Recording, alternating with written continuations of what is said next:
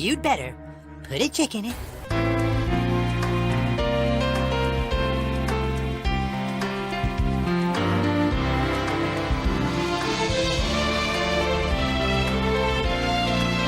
And make it fucking gay as fuck. Going somewhere?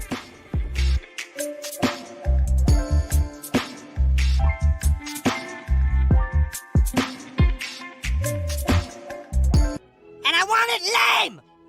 Put her on a path of her own choosing, so that no matter which direction she takes, we'll always be one step ahead of her. What?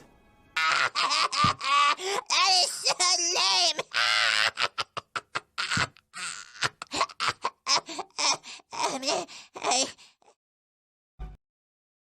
G'day guys and welcome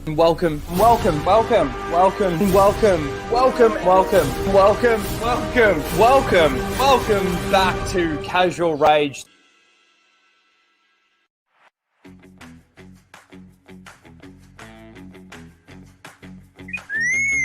Prepare to start the show, R2. This is where the fun begins.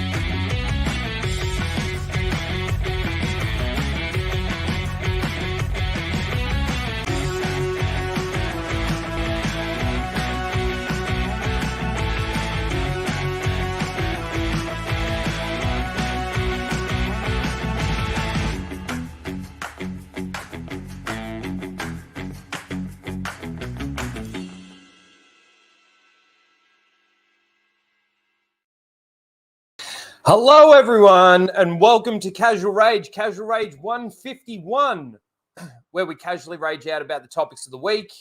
And of course, it's been a big week for Star Wars once again. It seems that we have some lulls in the stories and then we get some peaks, troughs. It goes crazy. But we are going to talk a lot about Dave Filoni today. I think most of you have heard a lot of the news. I don't really know what has actually changed.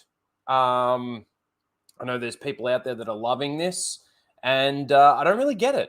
So we're going to talk a little bit about that, obviously. Not just in regards to Dave Filoni, but of course with Ahsoka Season 2, there's been a little bit of talk about that out there. What else do we have? Daisy Ridley's movie. She came out and said a few things about it, which doesn't really make much sense either. We've got Katie Sackhoff talking about The Mandalorian. What else have we got? Skeleton Crew. And then obviously just some other little tidbits with Karate Kid, the Silver Surfer and the Marvels. And of course, we've got Seal of the Week. And I don't know, we're definitely not having a show as big as last week. Last week, the 7 hours that we went for, I'm not doing that today. I've got a little bit of stuff that I need to get done. I need to go to the barber. Look at this beard. I look like a lumberjack. Neck beard and everything. And being that it's coming into summer, it's getting really hot. That's why I was thinking about shaving the beard completely off. But I've decided against it, and I'm just going to get it really short. Just really short. Get a like nice stubble beard going. That'd be nice. But I hope you're all doing well. I hope your week's been good so far. I've had a horrible month at work. I think since I've been working for this company, this is my worst month I've had. Not that it's been completely bad, but It's been not so good. And of course, happy Thanksgiving to all my American friends. Obviously, over here in Australia, we don't celebrate Thanksgiving.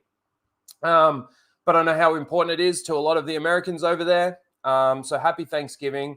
I hope you're eating all your turkey and getting all stuffed up full of food, watching some football, and enjoying yourself. So happy Thanksgiving, everyone. What else is there? There's not really too much else. We can get straight into some topics here. I put out a video about this Dave Filoni stuff, which actually did really well, but there's some real fuckery going on with YouTube at the moment.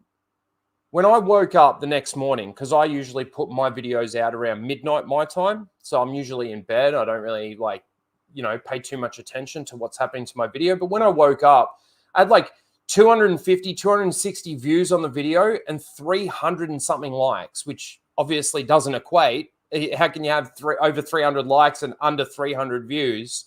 Now, the videos ended up at 1,600 views, gained about 100 subscribers in the last 24 hours or so, which has been quite incredible. But I don't know how much I can trust the figures, to be honest, because, yeah. And then if you look at all the comments, go to my video and look at the comments, and there's a lot of comments that are just all these emojis, but they're coming from channels that are actual channels, like people have put videos out and stuff like that. I don't even know. I don't understand. It's going to be kind of really weird, YouTube. It's kind of crazy because StreamYard has been fucking up. Now we got YouTube that seems to be fucking up. So it's just been really weird. I don't really get it. But let's say hello to the chat really quickly before we get into all the topics that we've got to talk about. We've got Tyranazilla. I don't know if I messed that name up or not.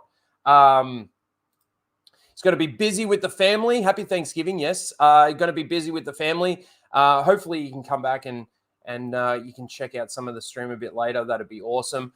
We've got Darth Spampton. How you doing? Corey's in the chat. Good to see you, dude. We've got Melissa Lord. Happy Thanksgiving, Melissa. We also had Tom, the great Tom Connors from Midnight's Edge After Dark, saying, what this? How you doing, Tom? Awesome to see you here. Jordan's here. Good to see you. God bless you too. And all the chat, all you guys. You're always coming back, and I can't thank you enough for your support. Disney Star Wars isn't Star Wars. And, I started this channel. What was it? It was around the time of The Rise of Skywalker. I kind of wish that I had started it around the time of The Last Jedi.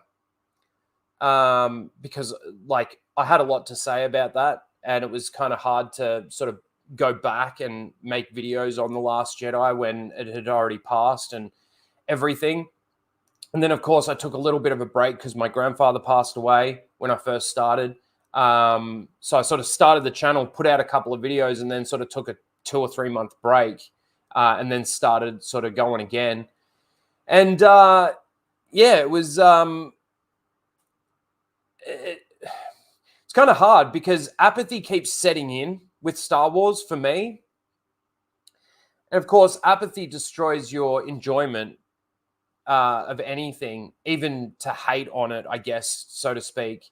And I don't I'm getting tired of talking about it in such a bad way, but there's nothing else to say than to talk about it badly.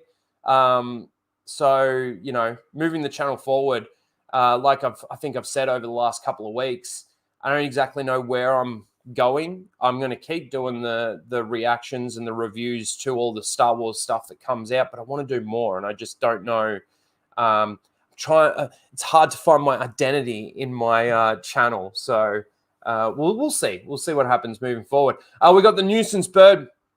Had a bullshit day at work. Well, man, I know the feeling. Don't worry. Confident the Rhino Rage will compensate. Well, hopefully I can help you out with that. But yes, I understand the feeling of having a bullshit day at work. Pro Jack fans in the chat, how you doing? Tillium's here. Good to see you. Soulshade. Happy Thanksgiving, everyone. Happy Thanksgiving.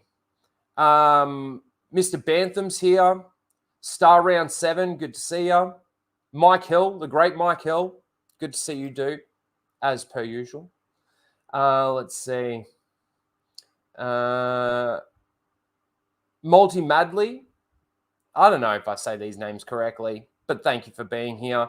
Star Wars Universe, good to see you again, dude. D Pool, Jace, Christian, good to see you, dude. Plasman again, good to see you as well. Was a hurricane, became a member. Thank you very much. Yes, we're at now 86 members with that membership. I really want to try and hit that 100 milestone. We got to the 50 milestone, and I got my little notification on my studio. And it would be really nice to get that 100, which would be awesome. But thank you for your contribution, your support. Appreciate that. Let's see. Zakarut's in the chat. Good to see you. Scrolling down a little bit here. Joshua Atwell. Good to see you. Good turkey day here. Beautiful. I hope you get nice succulent turkey. I heard that turkey can be it can be really hit and miss. You can end up getting a really dry fucking turkey or really succulent and really nice. And I would have no idea how to cook a turkey. That's why we just have chicken, because it's a small bird. But yes, I hope you have a good Thanksgiving. Let's see. Nonya? Hello? Good to see you. Let's see, just scrolling through a little bit. Just want to try and hit as many people as I can. Jared W. Silver Surf Her. Yes, we're going to talk a little bit about that. Like, it's the typical, and I clipped it out this time. Put a chicken in it and make it lame and gay. That's it. Put a chick in it, make it lame and gay. We'll see. Love Stargate SG-1. I'm totally on board for that. That's where I think I'm going to go. That's what I think I'm going to do. I'm going to do the same sort of reviews that I do with the Star Wars stuff. I know I keep saying it, but it's just, again, finding the time. We're having a full-time job and stuff. It does make it a little bit hard. And then obviously all the stuff that I do over on the Full Aussie channel as well. We do essentially 2 streams a week, but it's also culminating all of the stuff that we need for those streams throughout the week and stuff like that. So there's a lot of attention, a lot of work that goes into maintaining that channel. And then obviously there's stuff that I want to do with this channel. It becomes a lot of work. So I'm going to try and find a night, like it would either be a Monday night or a Tuesday night where I can actually sit down and watch an episode, do a review of it, put it out, and hopefully that'll change some things. The problem is obviously it's not like topical. It's not like a trending thing. Like Stargate SG-1, it's completely over. It's done. It's well in the past. So, it's not. It's hard to say. It's not like I'm doing this for the clicks or the views, but I am. Why else? You want people to watch your content. And that's why it sometimes gets a little bit disheartening when you put out a video like the last video that I put out, not the last one, the one before, where you put a fair bit of work into the script, fair bit of work into the editing. It's a lot of time, a lot of effort, and all of that sort of thing, and you end up with under 1,000 views. You want as many people to see it as possible. So, yeah, we'll see. But it's definitely something I want to do, Stargate SG-1, because it's something that I love. And I actually love talking about it. And because there's so many episodes, I mean, you got 10 seasons of 20, 25 episodes a season, roughly.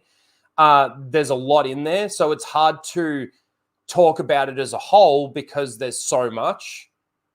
There's so much that you forget too. So talking about it episode by episode, and then what I might try and do, being that there's 10 seasons, at the end of each season that I do, I might try and do like a scripted video essay sort of thing for that season to cap off each season that I do.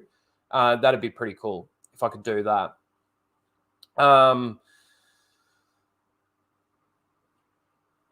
Would love to get super chats and paid thanks for a video. Oh yeah, that's pretty much, yeah. I mean, this is the thing, you know, as much as I do enjoy my job and I'm good at my job, I'm a good salesman and all of that sort of thing. It would be awesome to be able to wake up in the morning, make a video or two, find what's sort of trending and give my thoughts on it and talk a little bit about that. And then, you know, maybe do a stream every day for a couple of hours and do that as your job. That'd be pretty cool, wouldn't it? It would. It'd be nice. Let's see, what else have we got here?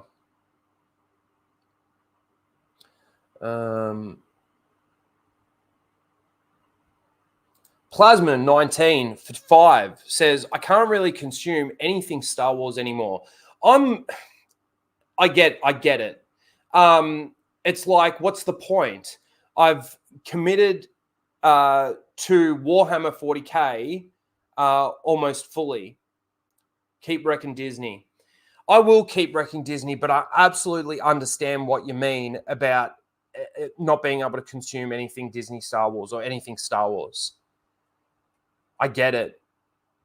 You know, I watched, which one was it? I think I watched Revenge of the Sith. Just randomly. I just chucked it on and wanted to watch Revenge of the Sith. And I was sitting there and I was watching it and it was enjoyable. It was still fun to watch and everything. But it's hard to sit there and watch it without having this stuff in the back of your head of what, like, where the story goes moving forward. Really, really difficult. You know, and I thought giving it enough time would help with that. You know, giving it enough time to, you know, sort of get it out of my mind. But it doesn't. It just doesn't. You know, I can't wait for the day that I have kids and I can watch the 6 movies with my kids. If I do ever have kids. I think that's when Star Wars would be enjoyable again. And I'd be like, that's where it ends. That's it. There's no more. If you want more, the EU. I actually saw somebody earlier talking about the EU. Hold on. Let me just scroll up here a little bit. Who was it? Fuck. I actually saw it before I started and I wanted to, sorry, I'm just scrolling back up again here. Thank you, Plasma, for the super chat. I appreciate it. Really do.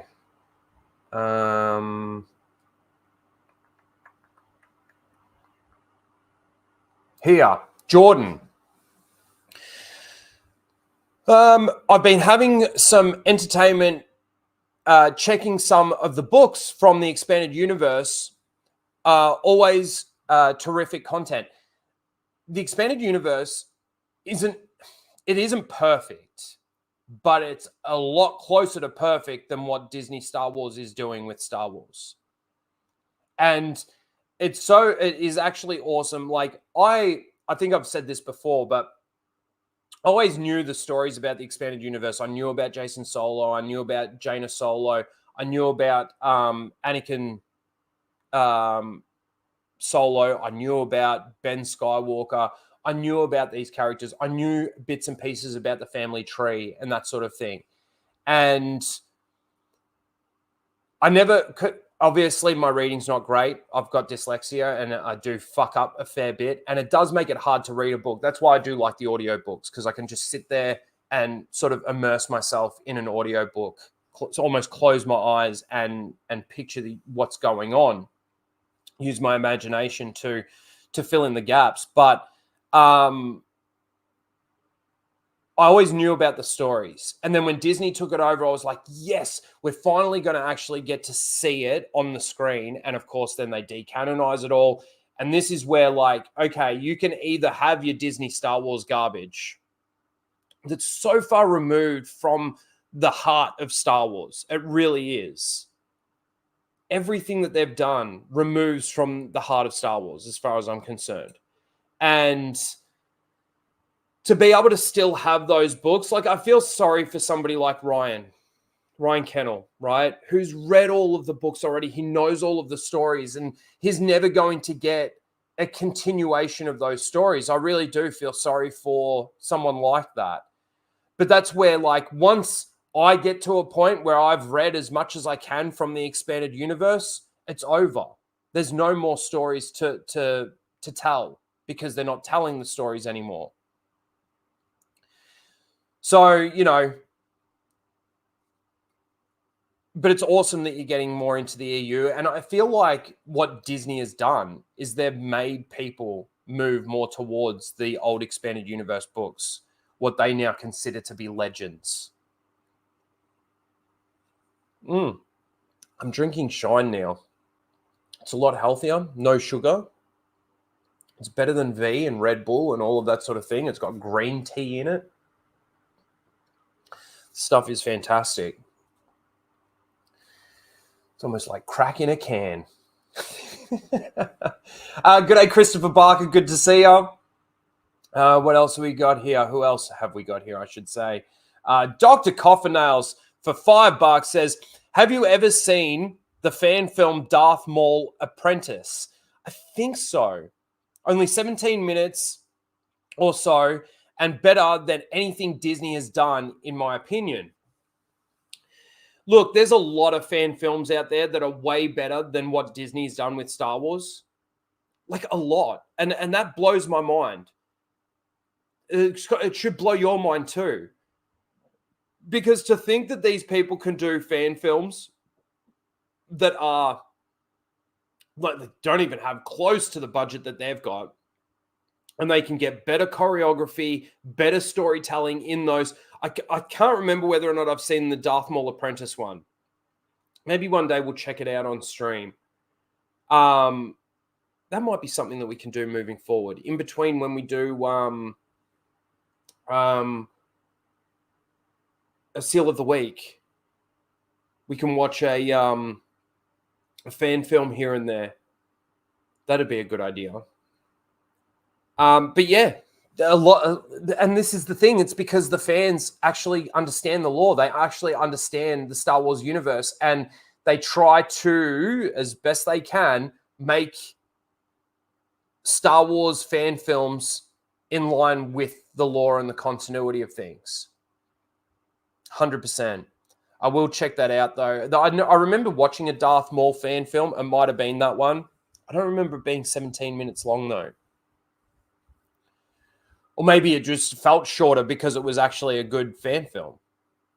There's always that possibility. Appreciate it, Dr. Coffernails. Thank you. I also see Brightest Day audiobooks in the chat. How you doing, Brightest Day? Let me just scroll through a little bit more, see if I sort of missed anyone here. That's an awesome fan film. Maybe we'll check it out. Hang on. Let me see. Give me a sec here, guys.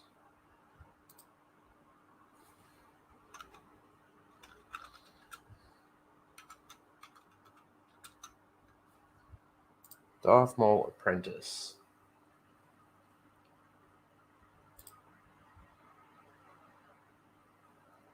All right, I have seen it, but despite the fact that I've seen it, we'll watch it. Not right now, but we will watch it. Because I was gonna, like, obviously last week we EFAP'd the stream that Theory did with Ryan and Mauler.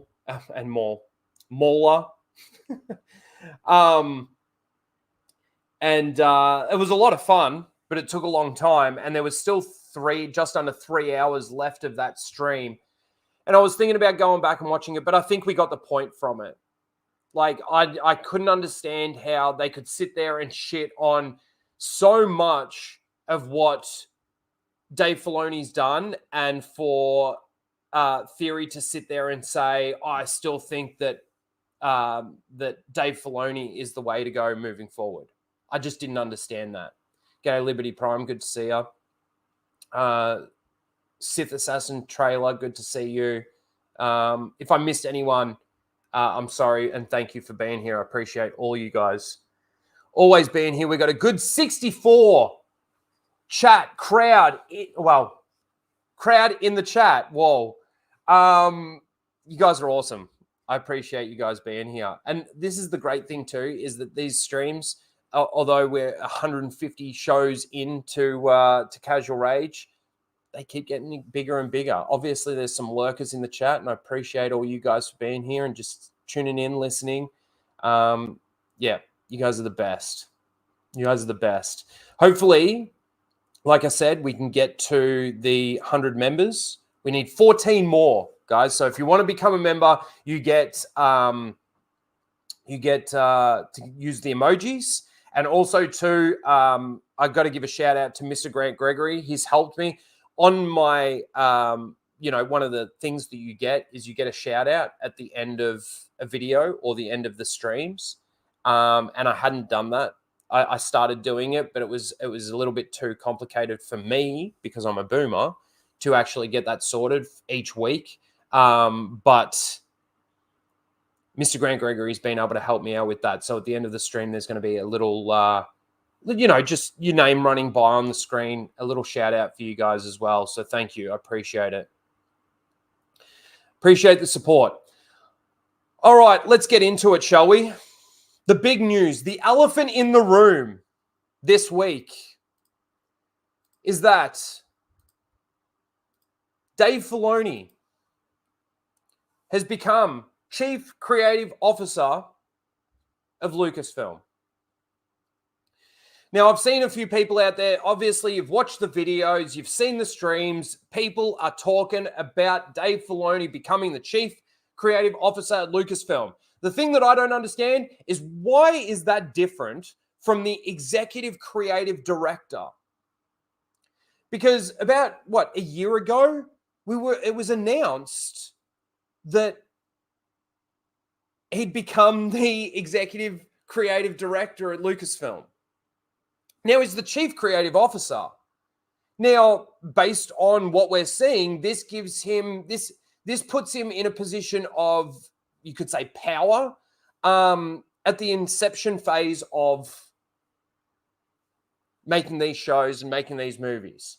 So to me, that means that now we can point the finger even more so at Dave Filoni when he fucks up. Like, honestly, that's what it really comes down to.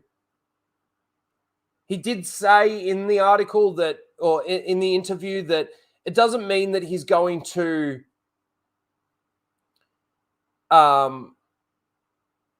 take over a project, but he's now able to help the person tell the story that they want to tell. So look, I've got a couple of questions in regards to this.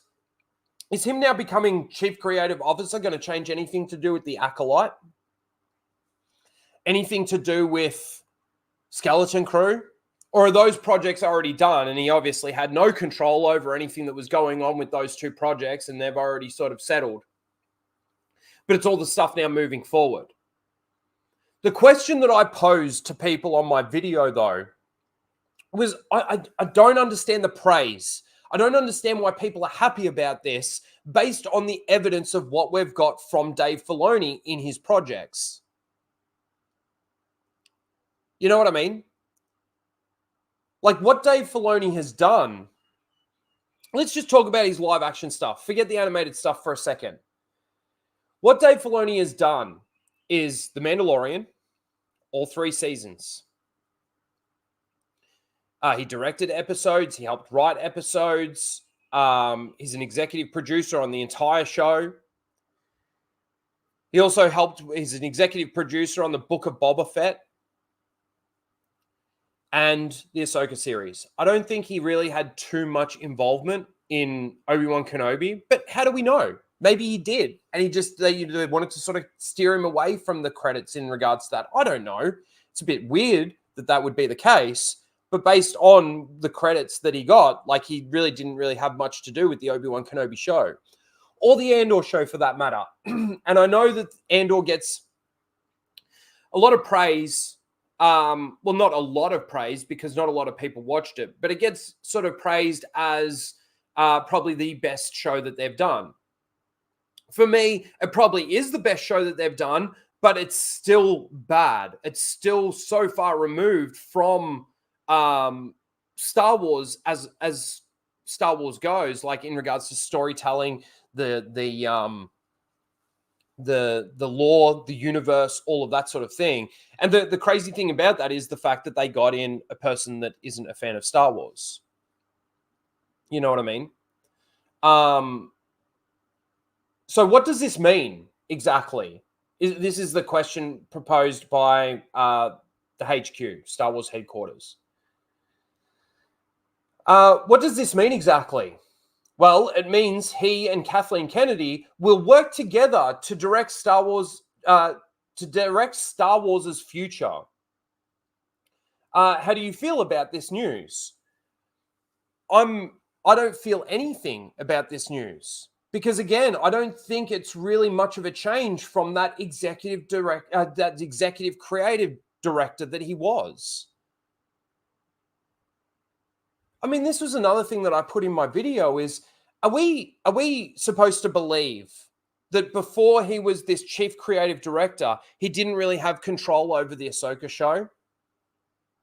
Like full-on control over the Ahsoka show? I mean, every episode of every other show, The Mandalorian, the Book of Boba Fett, that had Ahsoka in it, he was involved, if not directing those episodes. Like completely his baby.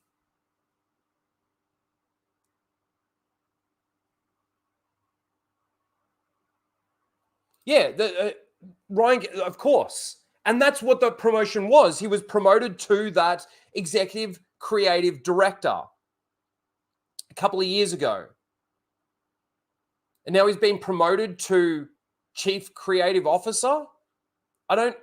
It's just a title. It's just a name. It means nothing. Does that just mean now that he gets more money?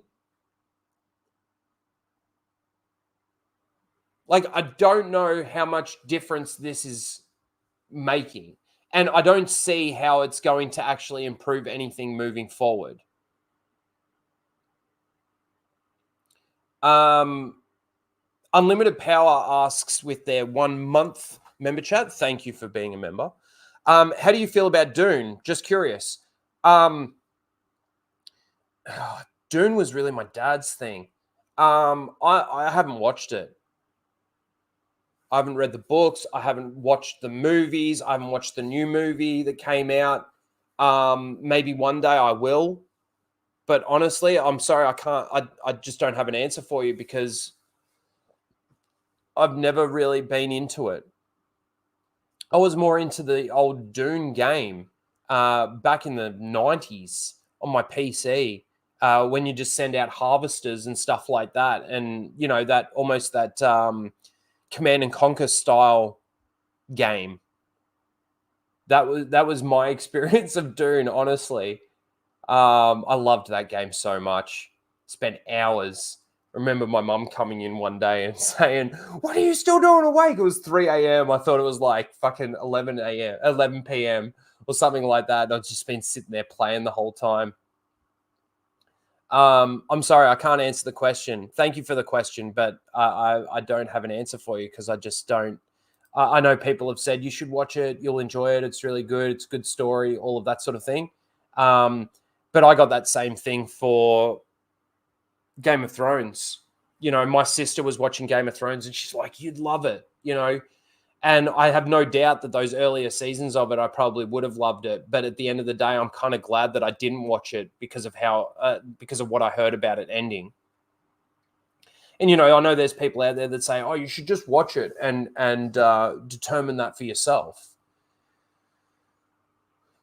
But yeah, I hate to just sort of brush that off like that because you've obviously been a member and you've used your member chat to ask me a question, but I just don't have an answer. I'm sorry, but thank you. Riff for his 3-month membership. Thanks for helping me support Rhino with memberships. Thanks for helping me support Rhino with membership. Well, thanks for being a member. Riff's been around a long time. I see you, Superman82. I see you, Steven Salcedo. See all you guys. You guys are awesome. So I'll get to those in just a sec. So yeah, Dave Filoni, I don't know how this is going to change anything. And look, it's kind of like what I said about Kathleen Kennedy. If she was to get fired or to leave, I don't see how that's going to change anything either. Because it's the ingrained culture that's now at Lucasfilm. And this is the direction that they're taking with it. They're not planning on retconning anything. They're not planning on changing anything. All it seems to me that they're concentrating on now is pushing the narratives of these stories to try and help the sequel trilogy make sense. And if you don't believe that, if you believe that they are actually using these shows to try and retcon the sequels, then why are they doing another movie with Daisy Ridley? Why are they getting Daisy Ridley to come back as Rey?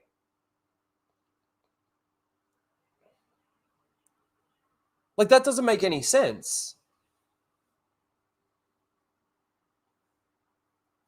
I love how at the end of this tweet, it's like, I think it's awesome news. And I'm excited to see what happens next. So obviously, I'm not going to, like I said, there's a lot of channels out there that have read the article. And if I read the article, it would probably take up the entire stream because I'd fuck it up so much. So here's a little quote from Dave Filoni.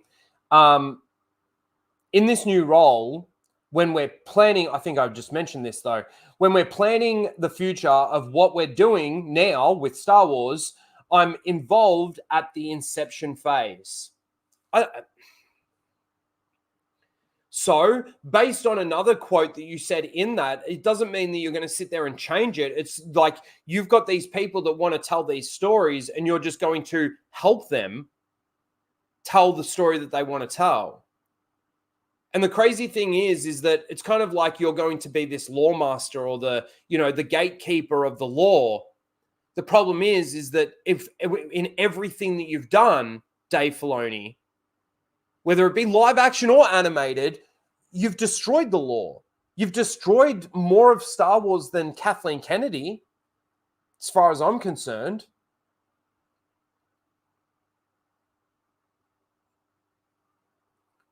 I just don't see how anything really changes from this. People are getting so excited and this is awesome. Like, no, it's not really. It's really not. Let me hit this. Plasma 19 for 5. Thank you. It's just fodder to keep the seals clapping. I agree with that.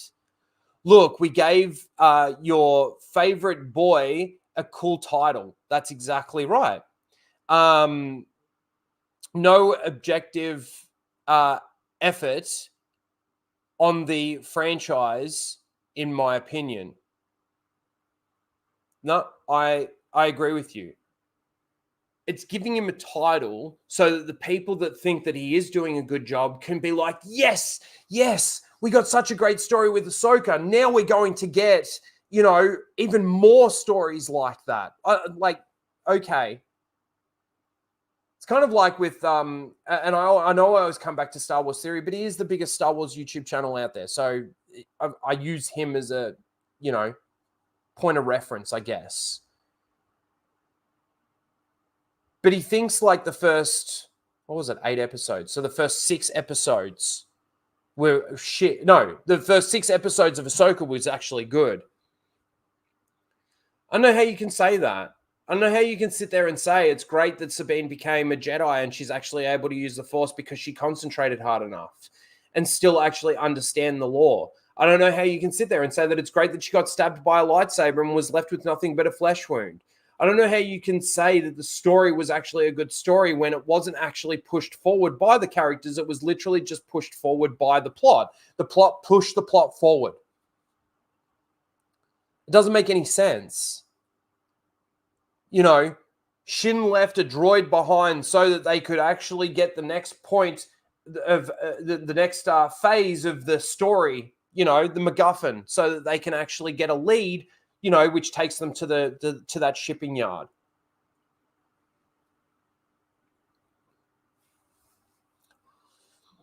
It is. It's just a cool title. It means nothing, and Dave Filoni ain't saving shit. And I hate hearing, you know, and this is another big thing from Star Wars Theory. I hate hearing that Dave Filoni is being loyal to George Lucas and being loyal to George Lucas's Star Wars. Being honorable. He's not.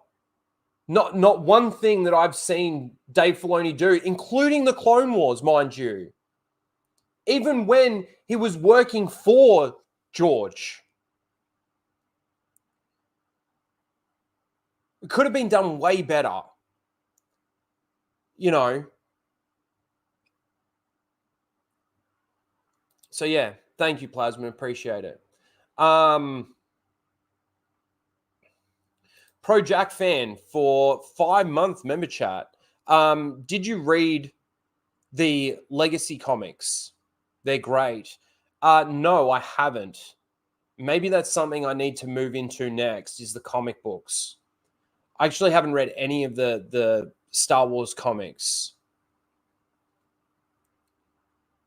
And I think that that's something that I'm missing 100%. And I will. I promise you guys, I will start getting into some of those Star Wars comics. Appreciate your 5-month member chat.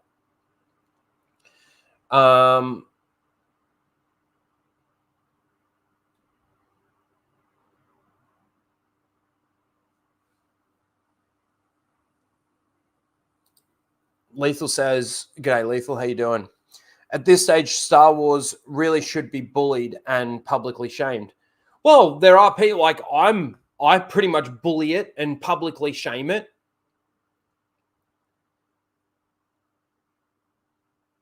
And then I get fucking harassed by the SEALs, which I don't care about. Whoa, I'm so far behind. Whoa, so far behind on the chat. All right, we just scrolled to the bottom.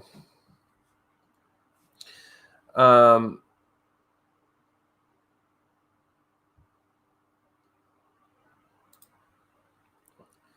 think you should make comprehensive reviews of Andor and break down everything that is wrong with it.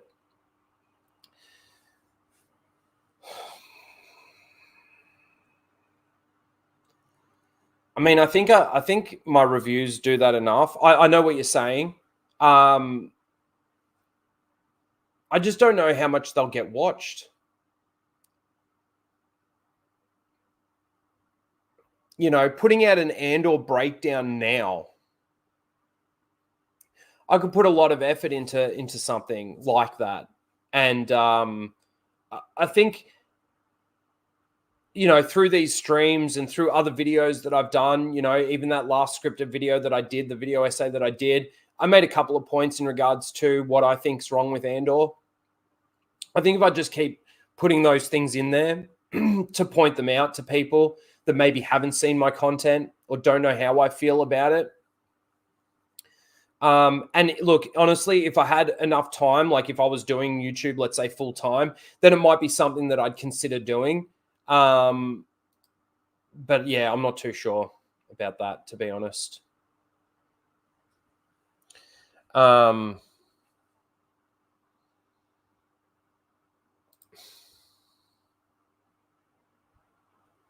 Yes, I don't know how tracking fobs work. Nobody knows how tracking fobs work. It's pretty crazy, isn't it?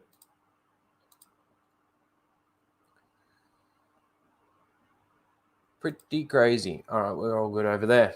Let's see, what else have we got here?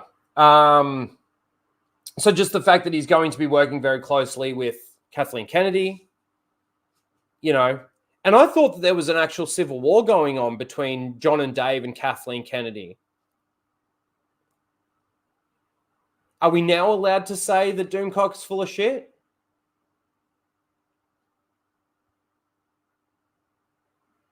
And Cameron Pasha's full of shit?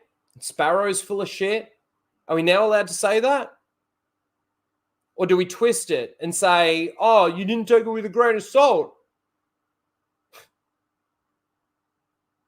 I haven't watched any of those videos or any of those channels for so fucking long.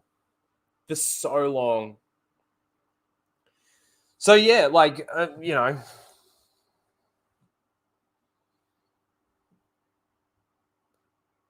Working closely with Kathleen Kennedy. Doesn't Kathleen Kennedy have no power? Isn't she not even allowed on set? Oh, that's Jon Favreau's sets, not Dave Filoni's sets. I don't know.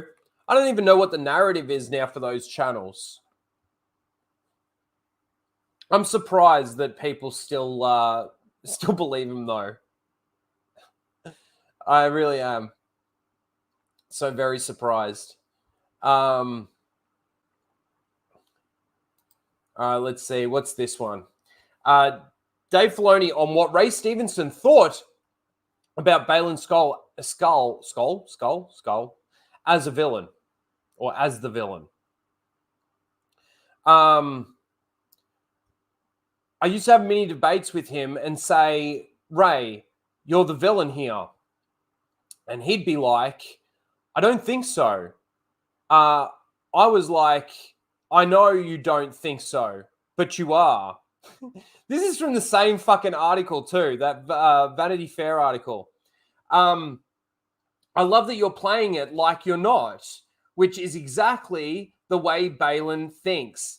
Now, to me, that's like the Thanos villain, right? Like Thanos didn't think he was doing a bad thing, at least up until Infinity War. He thought he was being very like that was the right thing to do, and that's what made him such a compelling and good villain for Thanos, that is. But it seems like this apparent little mini debates that Ray Stevenson and Dave Filoni would have about this character is trying to point out that, hey, Balin is just like Thanos. He thinks that he's doing the right thing.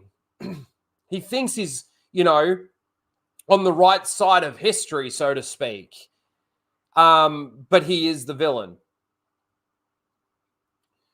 And unfortunately, Dave, you just can't write heroes or villains well. People want to say that Balin Skull was the best character in the entire Ahsoka series, or the most compelling. And that might be true. If I was to think about it and think, okay, who is the most compelling character in the entire Ahsoka series? Yeah, it would probably be Balin Skull, but it doesn't. To me, it's kind of like saying that Andor is the best thing that Disney Star Wars has done. The best show that they've done. Still not good. It's just the best thing that they've been able to put together.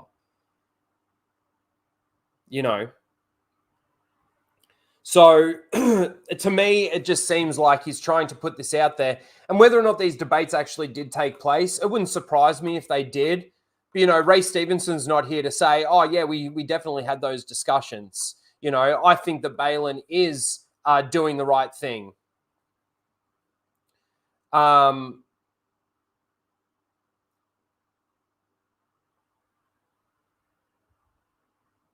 Shogun Orta? I don't know. I'm probably butchering it, but thank you for the $5 super chat. He says, we barely got enough from Balin to categorize him as a villain, it seems. That's true, actually. Like, he was always, he even had a problem with, having to go out there and kill Ahsoka. yeah, he killed that crew, but everything else was softer virtue, softer virtue. Yeah. Like the way he comes into the story, it's like you're saying, the way he comes into the story and he kills that crew and everything to break out Morgan, which is evidence that the New Republic should have, by the way. Yeah, he definitely comes across as the villain. But, you know, to me, he was a more, and again, I hate saying this because I really don't want to praise it, but he was a more compelling villain than Thrawn was. And Thrawn's supposed to be the big bad, right? I'm just going to call you Shogun. Thank you for the $5 super chat. Appreciate it. No, you're 100% right. He comes in. Fucking work calling me. Sorry, I'm not answering that. Not now. Mozza is better at reading. I don't care. He was fake Thrawn. He was fake Thrawn.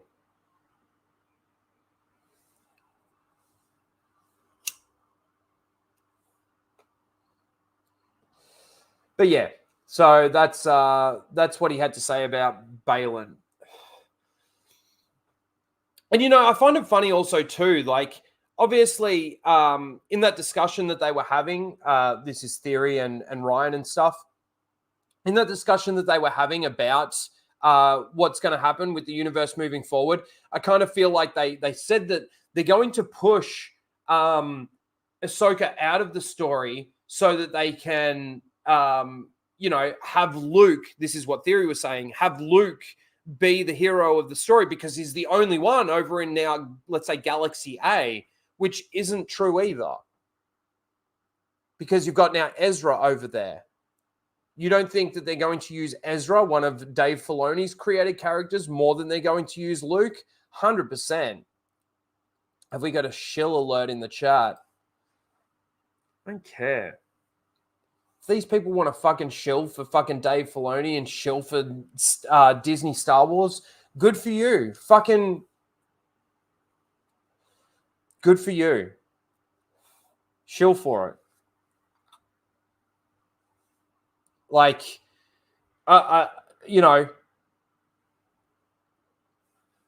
I can't wait for the day when no one can sit there and justify or give reasons for why this is good.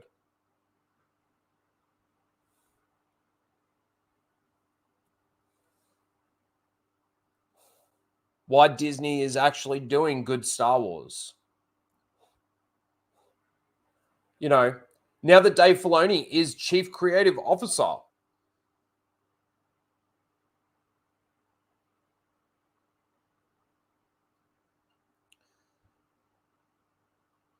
Like I said, does that now mean that we can point the finger at Dave and say, this is shit? Like, what are you doing? How disloyal are you to George? I mean, we've already got plenty of evidence to be able to say that and to be able to do that.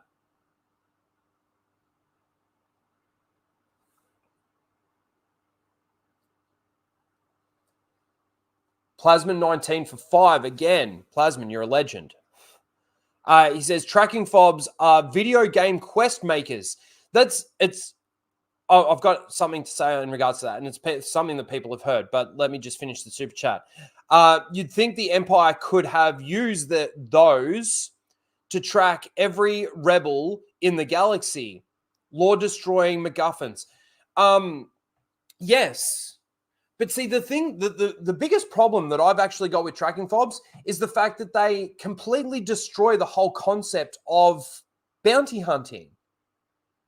Each bounty hunter had a very unique way of tracking a bounty and finding their bounty and killing their bounty or capturing them, right? Now, all they need is this beep, beep, beep, beep, beep, beep, beep, beep, beep, beep, beep. Okay, good. We go in that direction. But again, it really comes down to me. It was like I've mentioned this a million times. What is the tracking fob actually tracking? If it is like an implant in the arm, how does that work? I've made this point before. Let's say a person borrows money from Jabba the Hutt, borrows credits. And Jabba's like, okay, one of the things that we need to do is put this tracking device in you just in case you don't pay me back and I want to put a bounty on your head. It's like, fuck no. You're not putting that fucking tracking device in me. If it is a tracking device, and obviously Mando knows about that, why wouldn't he remove the tracking device out of Grogu? Leave it somewhere on another planet so all the bounty hunters that are now looking for Grogu go to that planet as opposed to the planet that they're on. If it's tracking DNA, that is weird. I don't know how DNA puts out a transmission for a tracking fob to sense or detect.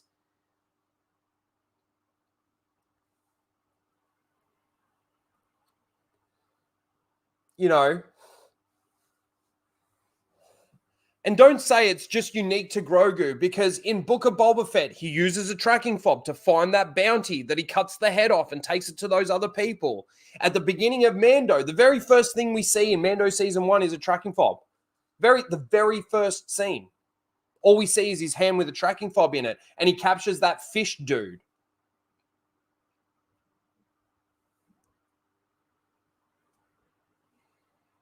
These are Dave Filoni creations, ladies and gentlemen.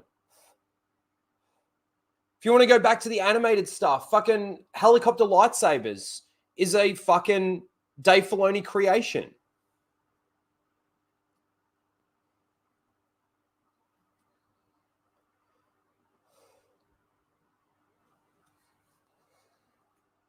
Making the Darksaber have weight, like actual weight, because the person using the Darksaber isn't the way that the Darksaber wants to be used, is a Dave Filoni creation. What gives anyone faith that even with this new title of Chief Creative Officer, that he is going to actually be loyal to George Lucas' Star Wars?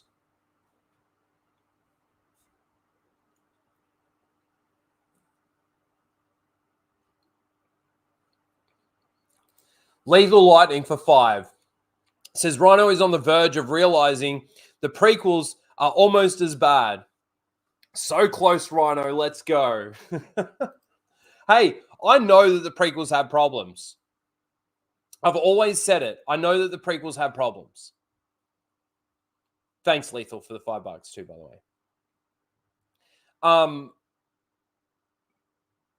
But the problems that they have,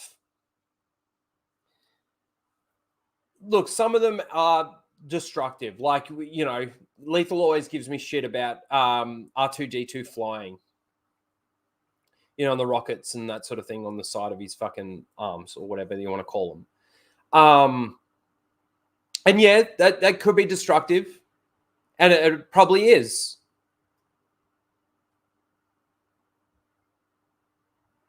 Sorry, there's another comment here that I just want to touch on as soon as I finish this.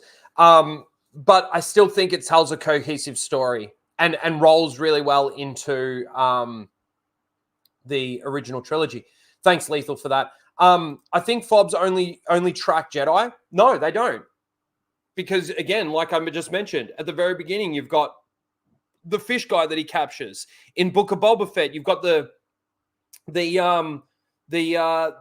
bounty that he captures in Book of Boba Fett. So yeah, no, Nitrium, it doesn't just track Jedi. It doesn't.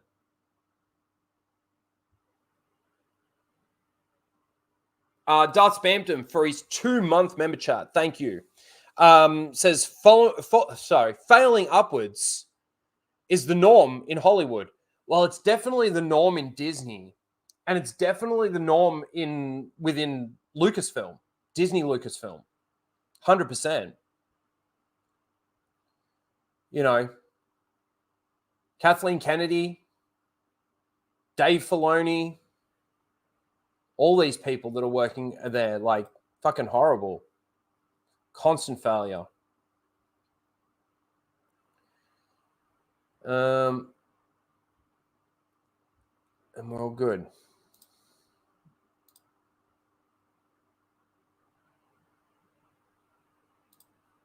Okay. So yeah, there's that.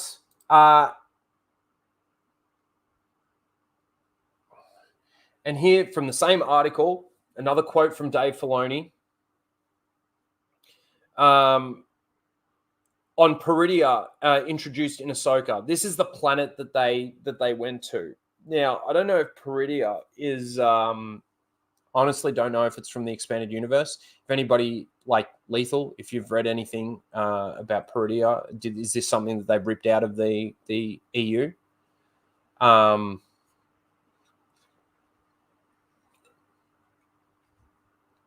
Yeah.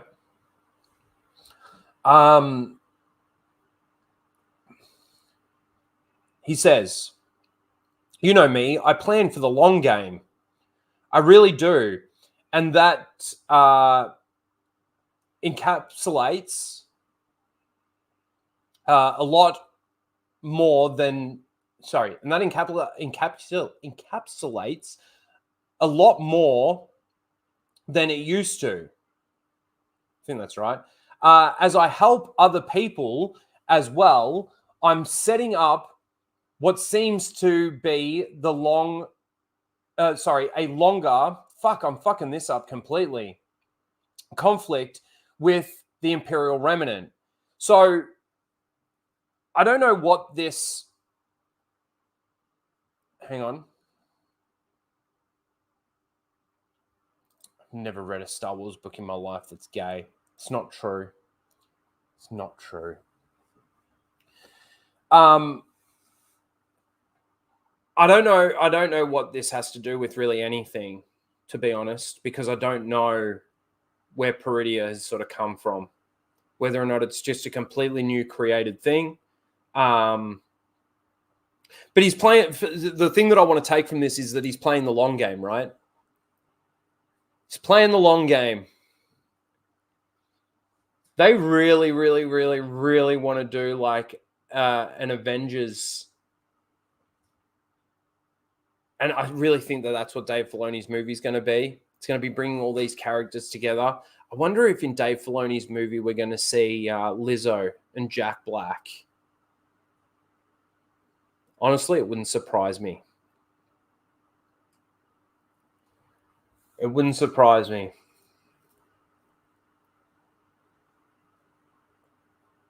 And I said encapsulates instead of incorporates. Encompasses. Fucking, I am retarded at the moment. But that's what he had to say about that. So from the same article. Whoop-de-doo. And then Dave Filoni is working on an outline for Ahsoka Season 2. So who's excited for that? After watching Ahsoka Season 1, I want to see, one's in the chat if you're excited for an Ahsoka Season 2, or two in the chat if you think that it's just going to be the same abomination that fucking Ahsoka Season 1 was. One in the chat if you're excited. Two in the chat if you think it's just going to be another garbage fucking thing. I know Lethal's going to say he's excited. Fuck, it's hot in here. Ahsoka doesn't need a Season 2.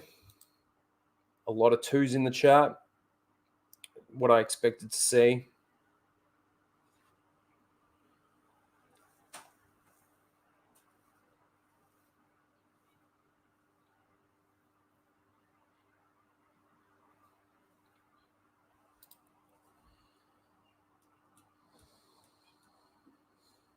As far as I'm concerned, Dave Filoni can't write Star Wars for shit.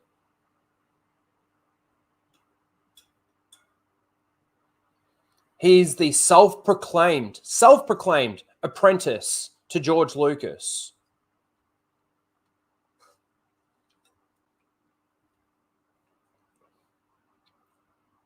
Hey.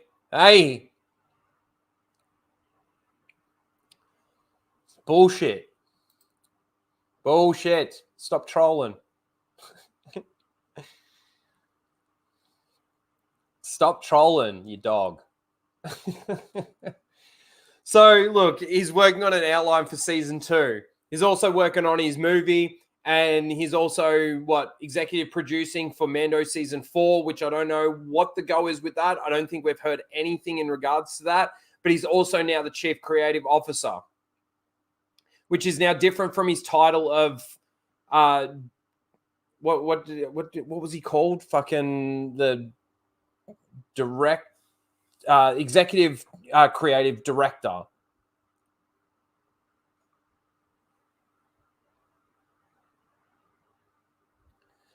Now I want to show you something. So this is something that Abby, I don't know who this person is. Obviously they are a she, her, bi 22. Who Disney Star Wars is made for. This is perfectly made for these people. This is absolutely horrifying. This is the toy that they've come out with of Ahsoka. Now, I want to show you.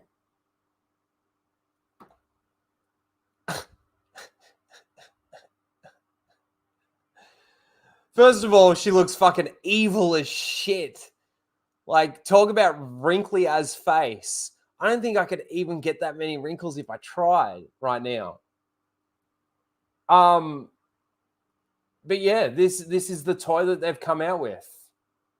Now, obviously, there's different heads that you can put on her, but like this is the one that they decide to actually show.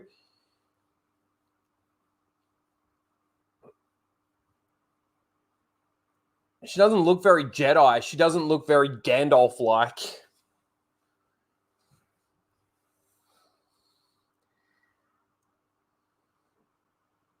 But this is where I sort of think like they just don't care. They just don't care enough. They don't even care about their own characters, let alone the characters that they've that you know were pre-established.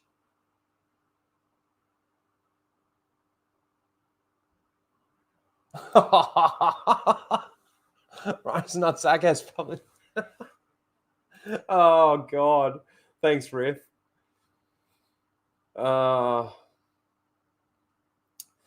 Yeah, so that's the toy that they decided to come out with, and that's the headshot that they decided to use as the premium headshot. That, you know, using something like this one probably would have been better. But no, this is the one that they decide to make big and really prevalent. So that's the Dave Filoni news. Again, I don't see what's changed from the executive creative director that he was. The only thing that I could probably say is that he now gets, you know, a bit more control over the inception phase of these stories. I think that's the biggest thing to come out of it, which I don't necessarily think is the best thing. Because he's not doing anything that's any good for Star Wars. But we get to sit here and we get to watch the garbage and review the garbage, and give my views on it. So yay for that. Plasman 19 for 5 says, I hope they make Lizzo into a Jedi. Really?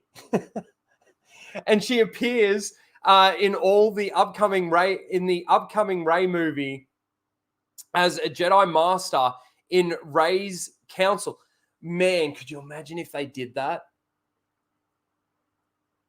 Could you imagine if they did that? Wow.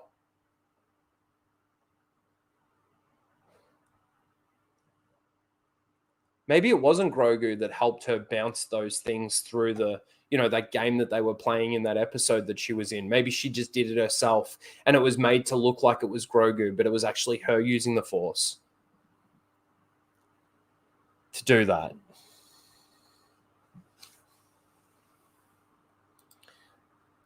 Thanks, Plasma. So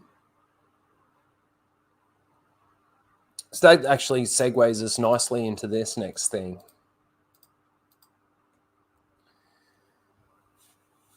So Daisy Ridley on the Star Wars New Jedi Order movie.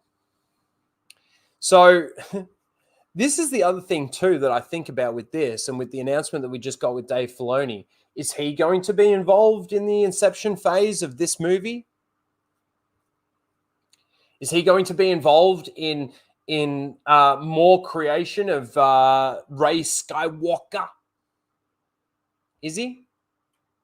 Based on what we're hearing, I guess that is what's going to happen. That's the case, isn't it? But she says, I haven't read anything, but I know the story. That, to me, that's a little bit of an oxymoron. I haven't read anything, but I know the story. So you've been told what they want to do with your character, I guess, but you haven't read anything. Is that because they still don't even have a script yet? Probably. She goes on to say, it's really worth telling, worth exploring, and I think people will be excited. I think these people, these she, her, bi 22s, are going to be excited. The minority, the very small group of Disney Star Wars SEALs are going to be the ones that are excited.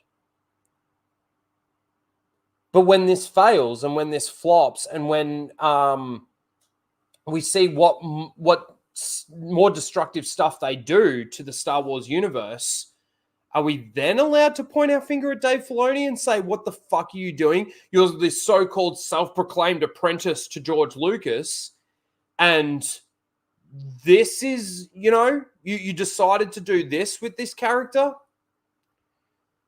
I mean, the fact that they're so tone deaf, the fact that they even decided to bring back Rey and do a movie with her.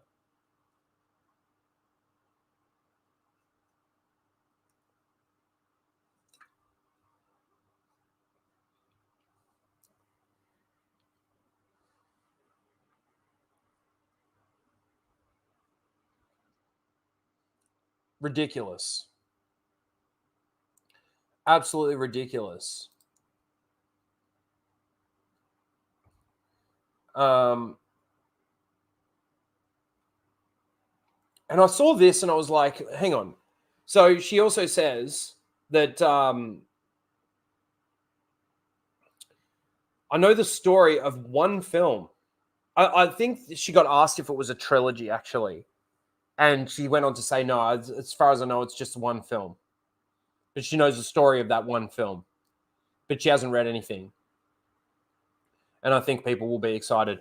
I think that these people think that Twitter is the majority of the fan base. And I think there's a lot of Twitter accounts out there that are actually controlled by Lucasfilm, personally. A lot. It wouldn't surprise me if one of our SEALs of the week, Jacob, is controlled by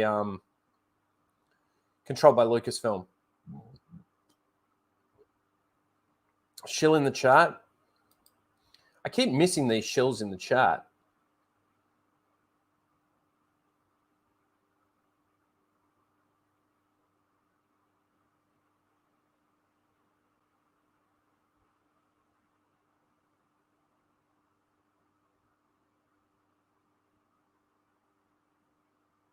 Wasn't Lizzo a bitch for cancelled for being a bitch to her staff?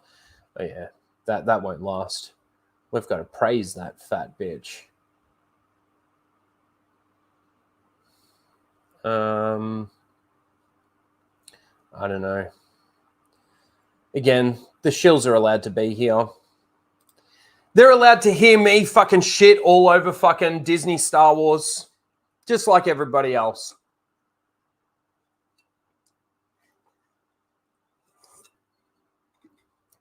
Is Jar Jar Abrams going to come back? Oh, man, I doubt that. Oh, the shill is lethal, is it? Of course it is. Of course it is. Hey, Mozza. Mozza says, I will shit on you, mate. That's gross. You're a weirdo. Fucking weirdo. Yeah, so Daisy Ridley's movie. Rey Skywalker coming back. In a way, I can't wait. In a way, I can't wait. At this point in time, I'm a bit like, just do it. Like, fucking get Rian Johnson. Get him in, do his trilogy.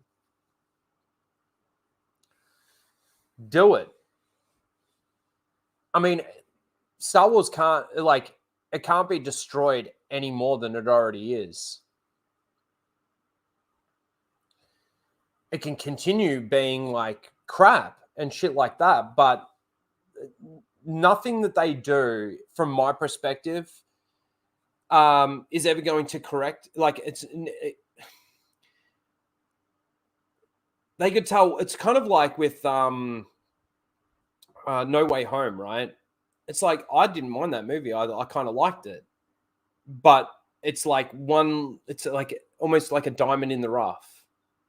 You know, they could get somebody in to tell actually a decent Star Wars story. I don't doubt that they could do that. Could being the operative word. But if they were to do that, it's going to be within, it's kind of like with the Bad Batch, right? I thought that there was 2 or 3 good episodes of the Bad Batch in that season 2 of the Bad Batch. What the fuck is that?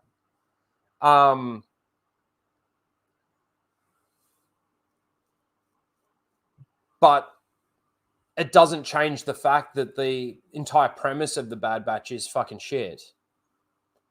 You know, this is another thing. Dave Filoni creates 2 female clones of Jango Fett. Like, I don't know how you get Jango Fett's DNA and make 2 female characters out of that. I just don't understand that. I don't get it.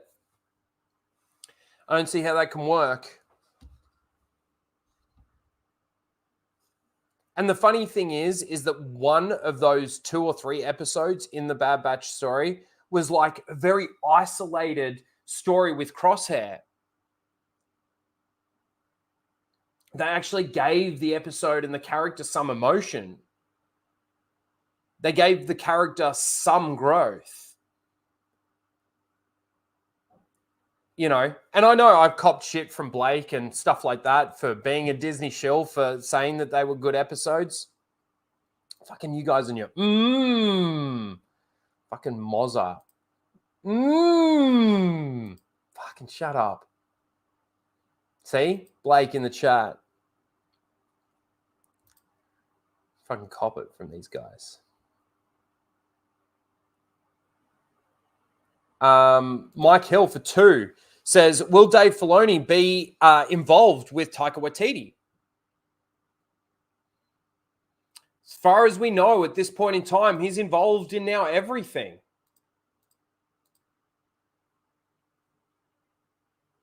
He's involved in everything. Fucking you guys spamming you. Fucking Mozza.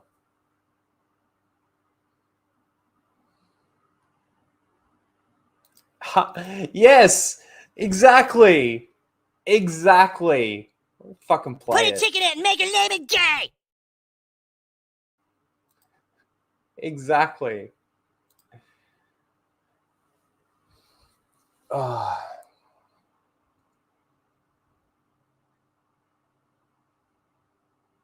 Hey, I asked that question from the very beginning. Like, how does that actually work? Did they use frog DNA? Like in Jurassic Park, Jurassic World, whatever you want to fucking call it, to change the gender? Man, we've had some great streams recently. 87 people watching. It says 83 for me now. Please smash the like button if you haven't already. Subscribe if you're not subscribed. You guys, the best fucking chat on YouTube. All right, where are we here? Let me get rid of some of these tabs so that I can actually see. Get rid of that. Get rid of that. Get rid of that. Get rid of that. Hey, that's better.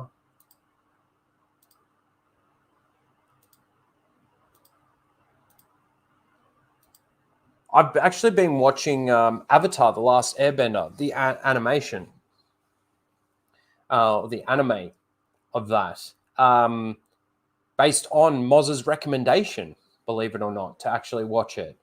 And, well, it's definitely a kids show, an animated kids show. Like, there's definitely those moments, like when the fire master decides to train him, he does this flip, he's like, yeah, and then he turns around and he goes, oh, I'm ready, my master. Like, there's definitely those childish moments in it. Fuck, it's a good show. It's a good story. I like it.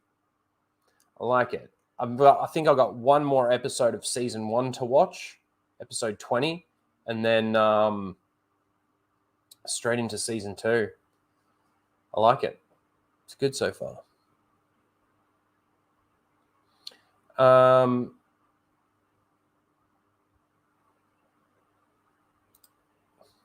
Who is more woke?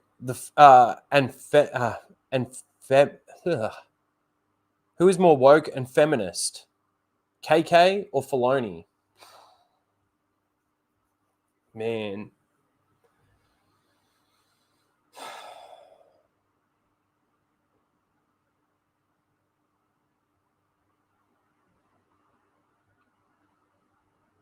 That's a tough one, man. I could almost say that they're on par with each other at this point. You know, Dave Filoni's more out there than Kathleen Kennedy. He obviously talks a lot more. He gets interviewed a lot more than Kathleen Kennedy, especially more in recent times. So I'd probably have to go with Dave. But KK is definitely... I mean, you look at what Kathleen Kennedy did with Indiana Jones. Like, she's destroyed everything Lucasfilm. You know, what was that television show that they did, which is a Lucasfilm thing? Oh, why am I blanking on it now? Chat, help me out.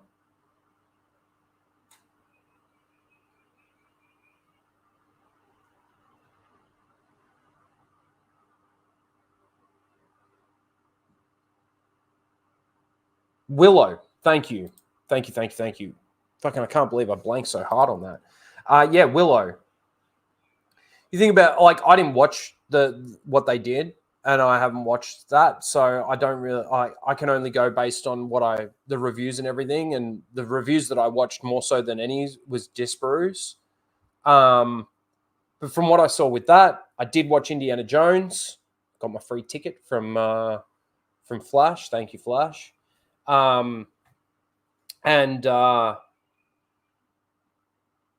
And what they've done with Star Wars, Kathleen Kennedy has destroyed. It's hard to say. It's hard to answer that question. Both of them are just as bad as each other at this point in time for me. But thanks for the question.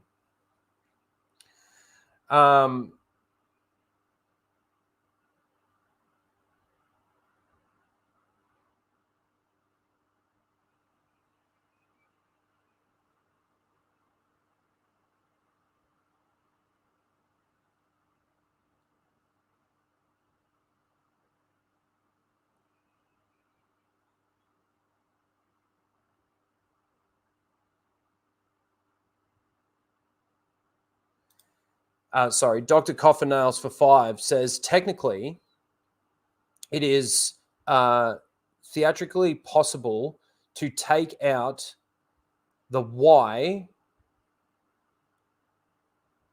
Technically possible to take out the Y chromosome and double the X. That doesn't not make Bad Batch shit though. Okay.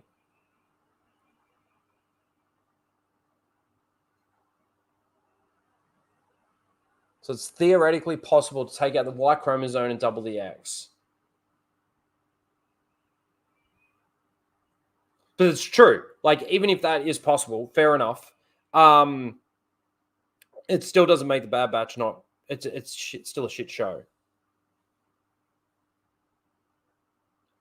But see, I feel like with the Bad Batch and especially that last season of Mando, with all the cloning stuff that they're doing, it just doubles down for me the fact that they're trying to justify the sequels.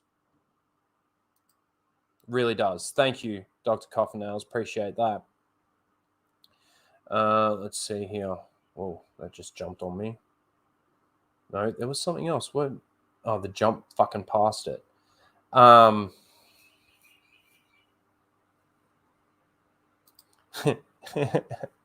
Michael for 5 says, proof you're a hidden Dave Filoni fan. He directed some of the episodes of Avatar. Yes, I already copped shit for that from the guys. Yeah. Apparently he's got, 9 out of all the episodes, only 9 credits. But yeah, he did have some involvement in that.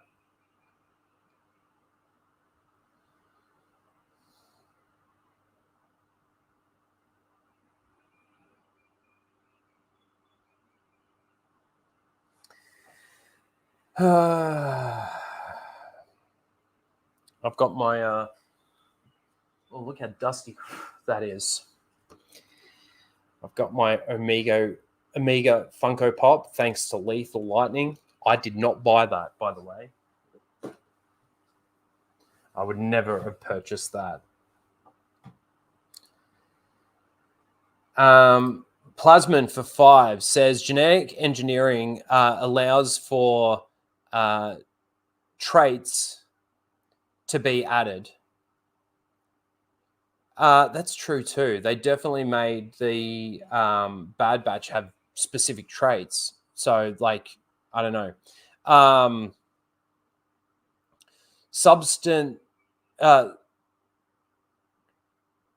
Subtracted, and modified across many. Fuck, my eyesight's really bad. Different species, sex included. Far weirder things are done. Like, I still like. The thing is like Omega's doesn't really have much of a story. She doesn't really have much of a character. She's not much of a character. She's just there so we can get another babysitters in space. Whether or not it can technically be done or not, should it be done? I don't know. The Bad Batch has been a very lame story.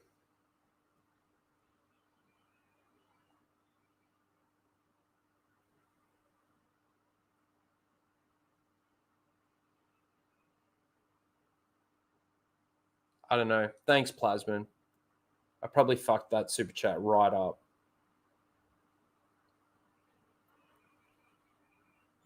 Fucked up a lot of shit tonight. It's fucking horrible.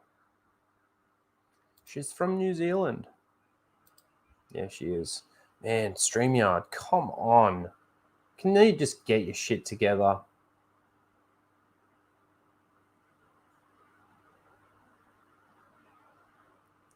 Oh my God. All right, hold on. I've got to leave and I'll come straight back. I can't even play a thing, can I? All right, give me a sec. I'll be back.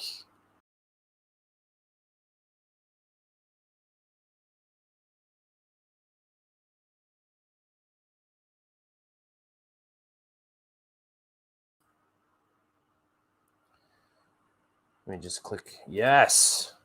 Fucking it's so stupid that I got to do that just to reset it so that it can actually, when I click it, it actually fucking does it.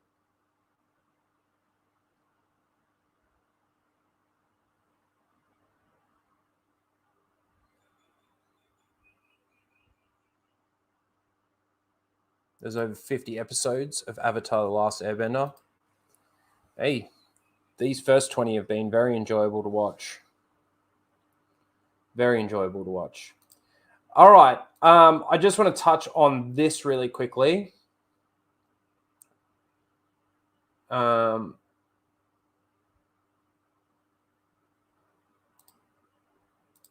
there's two here. Okay, good.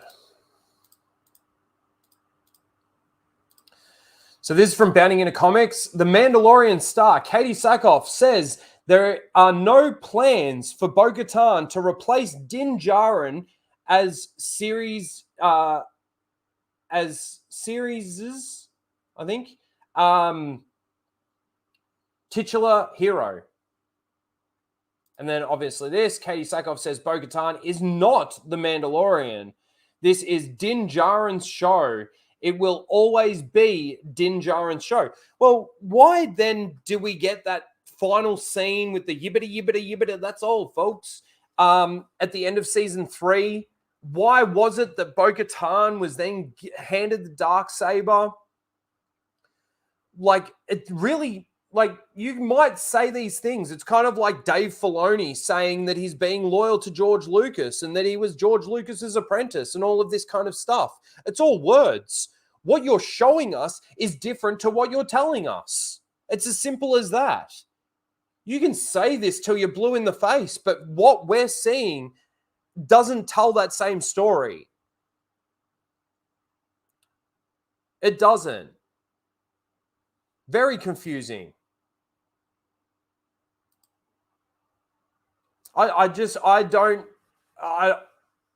Based on what we got from Mando season 3, it very much comes across and very much seems like Bo-Katan is the new Mandalorian.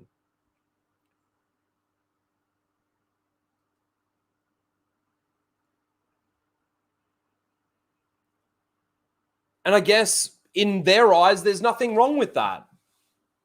The Mandalorian, it could reference the Mandalorian as a fucking whole. The Mandalorians.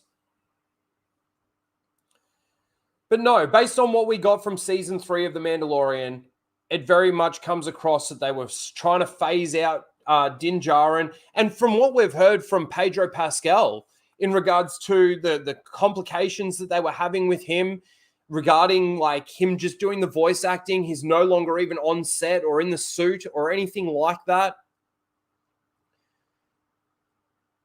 It really did come across that they were sort of phasing him out. And the fact that they even feel like they need to come out and defend that narrative is interesting to me as well.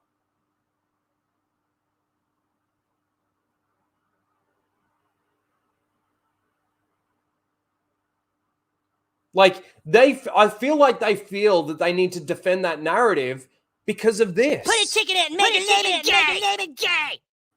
I mean, without putting a chick in it, it was already lame and gay.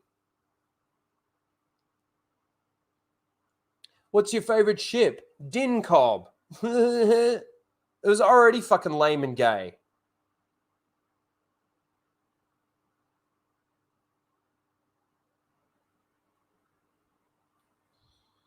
I don't doubt that. I don't doubt that Gina Carano was a much better employee than Pedro. But yeah, I obviously, as you guys, I think a lot of you already know, I already had a problem with fuck, I can't even remember. I can't even remember the character's name. Gina Carano's character's name. Cara Dune. I already had a problem with her. Like the continuity of Gina Carano's character in the story was fucking shit. It really was. And they made it even worse when they wrote her out in season 3, sorry. And the way that they did that. Because my understanding from season 1 that if she was to go back to the New Republic, she'd be arrested for defecting.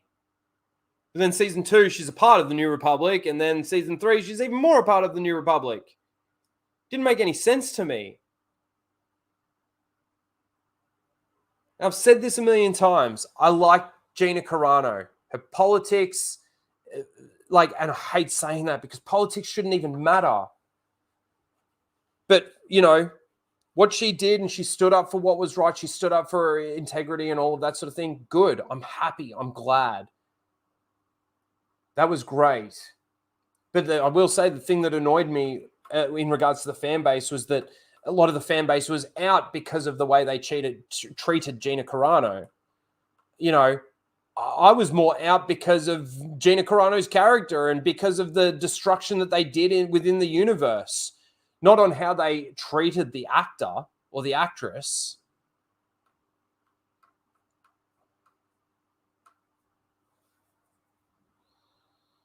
Gina's feet are greater than Bree's feet. Well, I'm sure they're probably straighter.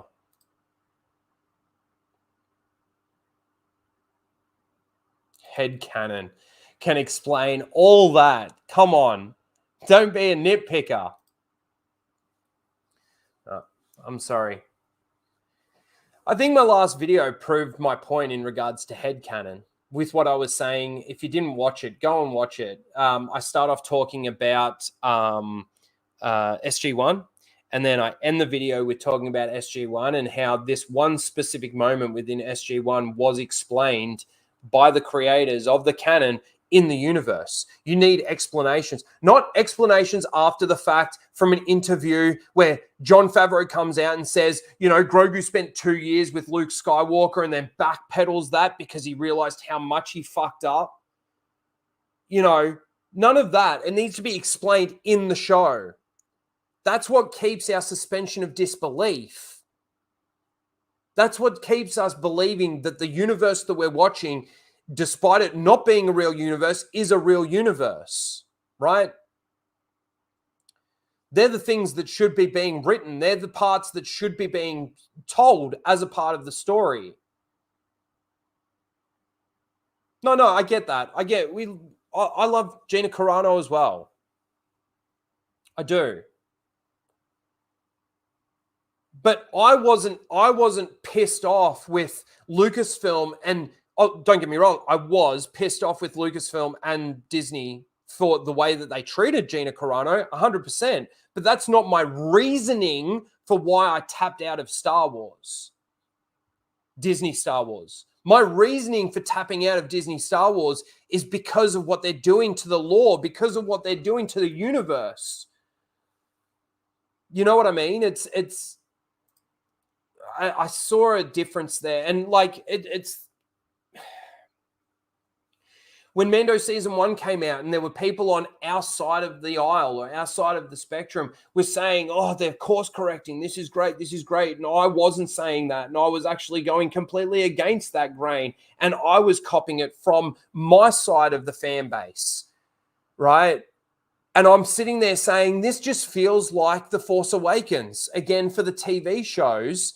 And then, 5 years later, that's exactly what it was. Well, I feel vindicated. Did I get any apology from those people? No. Do I expect one? No. But it would be nice for the people that actually sort of thought, that this was good and it was a course correction and Dave Filoni and Jon Favreau are the way to go and started believing about the Civil War and all this other bullshit and garbage that was out there, for them to come out and actually say, look, I was wrong. A bit like me when I watched The Force Awakens and I didn't mind it. The first time I saw it, I enjoyed it. I thought, okay, let's see what happens. Let's see what they do with this story. And then the more I watched it and the more, the more they moved forward with the narrative that they were going with, the more I realized how shit The Force Awakens actually was. I'm actually a little bit pissed off with myself that I got so sucked in by the fact that almost like the line that this is Star Wars and I've got to love it. I was pretty much one of those people, and I hate it. I hate the fact now, looking back at old Rhino and thinking, that's what I was like. Fucking hate myself for that.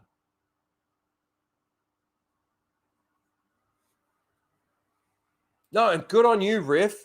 There were people out there, Ryan Kennel's another one, that realized how bad it was. And there was a lot more people than just you and Ryan that actually saw how bad it was from the word go. But I got sucked in by it. But I also got sucked in by it because I'm like, How could they go so bad? This is a slam dunk. It's not even a layup. It's a wide open rim. No defenders in front of you. Slam dunk that shit.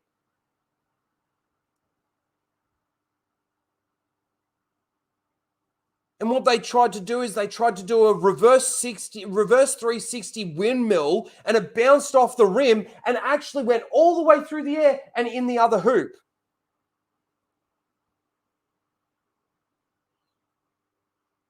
That's how bad it was.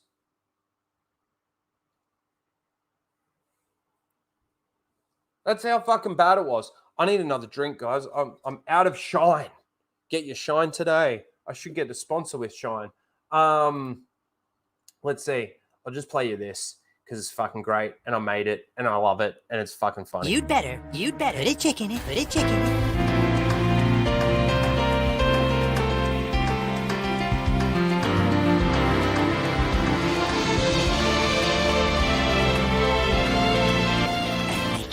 Fucking gay.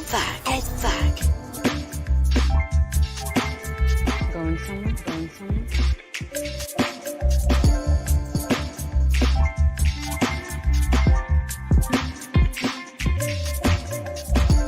And I want it lame. Put her on a path of her own choosing, so that no matter which direction she takes, we'll always be one step ahead of her. What?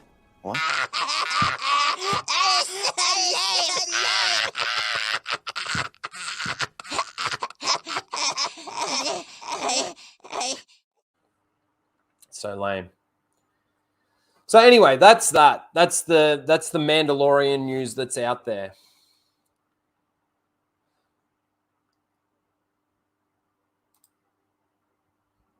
That echo is spicy. Was it echoing? Oh, I think it's because when I share my screen, it echoes. All right, I'm not going to play the whole thing, but tell me if this echoes now that I've unshared my screen. You'd better. Put a chick in it.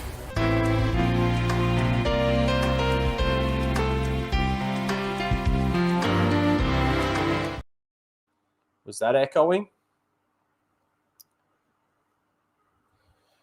No echo. Yeah, okay. So it's when it's fucking weird. Again, StreamYard, fix your shit. God damn. That's why when I do Seal of the Week, I actually try to remember not to have my screen shared already and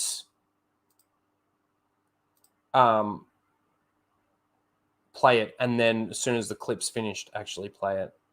So I'm sorry that there was an echo on that. All right.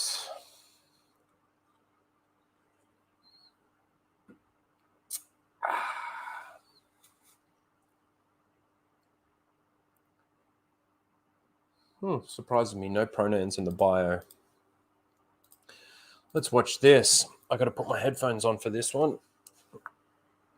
Oh, shit. This has been sitting on top of my computer. The headphones are all warm.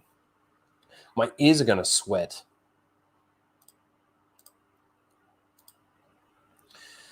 From us, the fans, to you, the cast of Skeleton Crew. Fucking Dave Filoni simp. Look at this guy. Now, before I play this, I've watched this. I want you to recognize, or I want you to have a look and look at the types of people that have made a video here and that are just look at what kind of people these people are. This is a message for the cast of Star Wars Skeleton Crew. Hello there. Hello there. Hello there. Hello there. G'day there, and welcome to the Star Wars universe. We are so glad to have you. We are so glad that you're here. We know the strikes have been tough, but now that they're over, We're excited to see you all promote a show But we know you're proud of. Skeleton Crew has such a unique premise. and we know it's going to blow our minds. even from the short clips we've seen at Celebration. We know it's going to be amazing, and I would know. I was there. Yeah, you We would just know. want you to know that there are people out here Who are so thrilled. That are so pumped. Absolutely buzzing. Awesomely, super sensationalistically excited To see what you have brought to this universe. And we are all so excited. And we are all so excited. We are all excited for Skeleton Crew. Skeleton Crew. Skeleton Crew. Skeleton Crew. Skeleton Crew. Star Wars Skeleton Crew. May the Force be with you. Thanks. To me, every single person in that fucking in that video that we just watched. Sorry, YouTube, but they're a bunch of fucking faggots.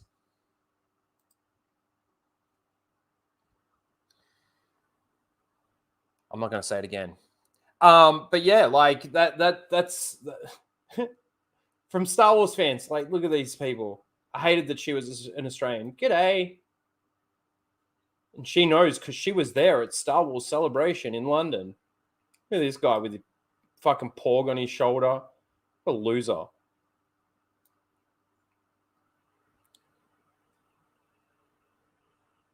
These are Disney Star Wars fans.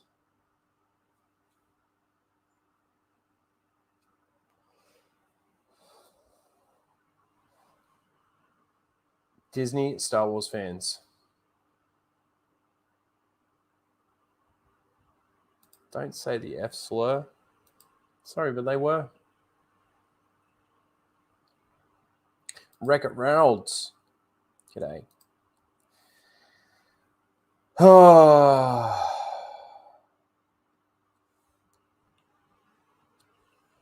That video was sad. I agree. They're Disney shills. That's right, they are.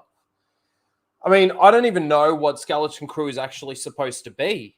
Honestly, I actually don't know.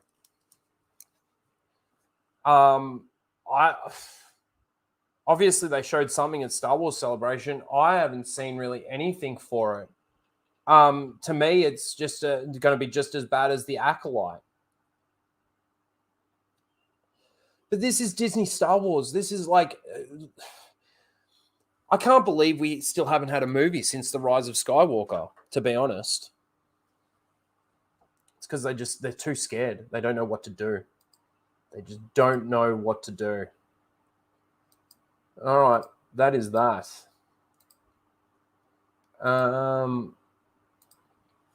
That's really all the Star Wars news and stuff that we got to talk about. We got a couple of other things to talk about. Fuck, been going for 2 hours 40, an hour and 45 minutes roughly.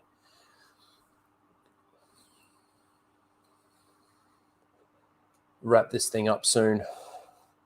Gotta go to the fucking barber, get my beard shaved off, get some small fucking stubble going because it's so hot that I'm sick of the beard.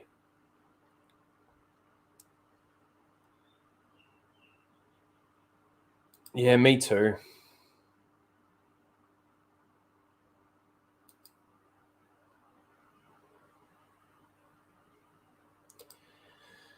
The Acolyte is going to be the most adult Star Wars, apparently. Well, didn't we get that with Andor?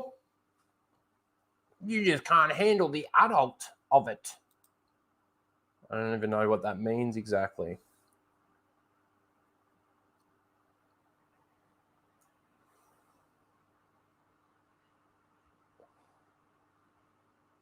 Don't know. Don't get it.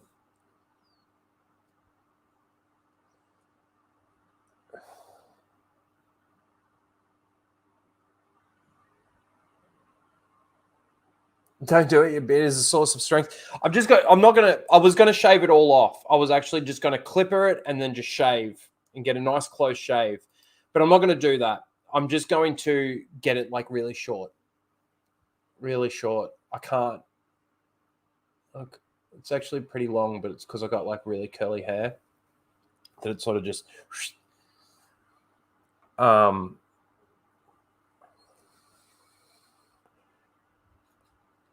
not going to shave it completely off.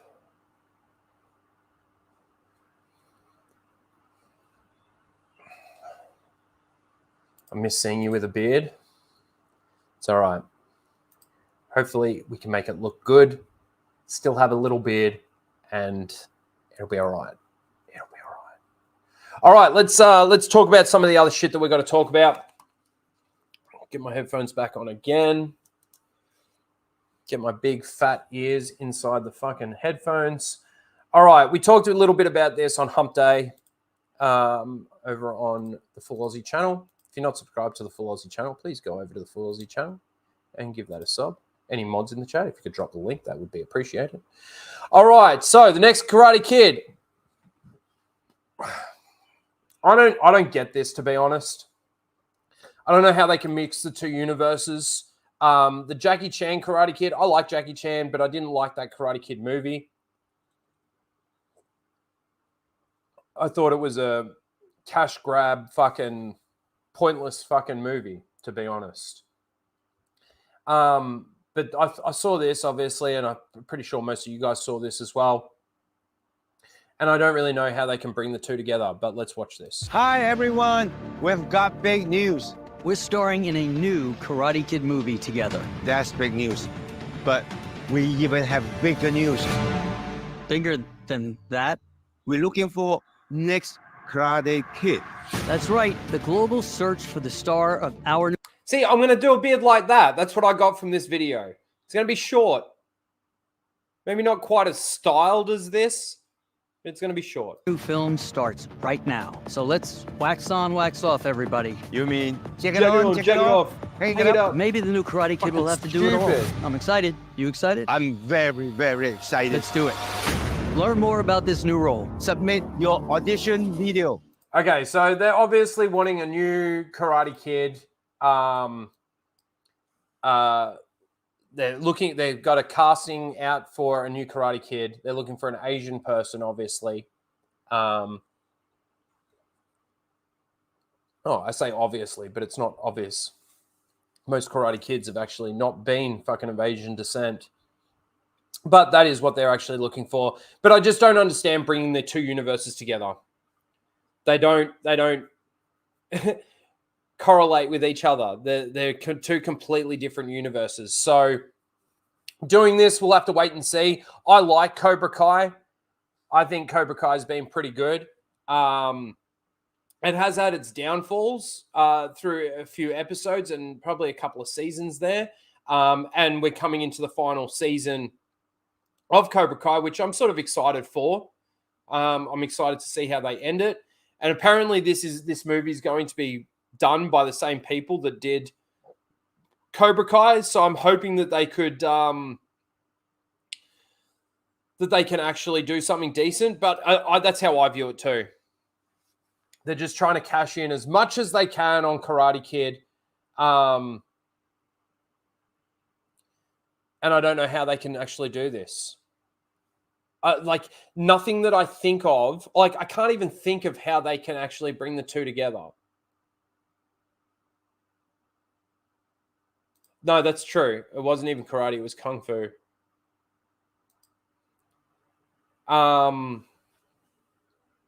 But yeah, I hate that. I hate that final fucking fight. That final kick that he does. We showed it on fucking Happy Hump Day.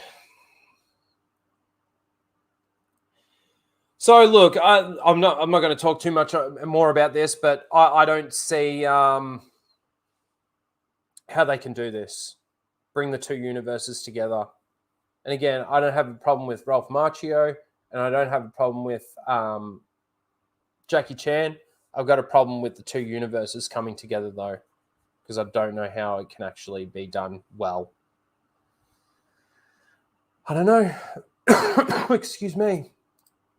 I don't know. Anyway, there was that. Sorry. Fuck. Yeah, that fake flip that he does. Like, man, it's almost, you can almost tell he's on wires. It looks so bad. All right, so there was this news that came out. And this is just the typical put a chick in it, make it lame and gay. Now, this is obviously a rumor. I don't know what the source of the rumor is, and I don't really care to find out. Like, I don't really like. Man, they're going to destroy the Fantastic Four, and they're going to destroy the X-Men, as far as I'm concerned, especially with what I've seen coming out of the MCU and coming out of Marvel in more recent times. So Silver Surfer in Marvel's Fantastic Four MCU reboot, reportedly a woman. I've got to do this to play this, don't I? Put a ticket in and make her name it gay. They came bounding over. Fuck off, Disney, you fucking cunt! I'm playing both. Yeah, fucking do it. It's kind of like, just at this point in time, just fucking do it.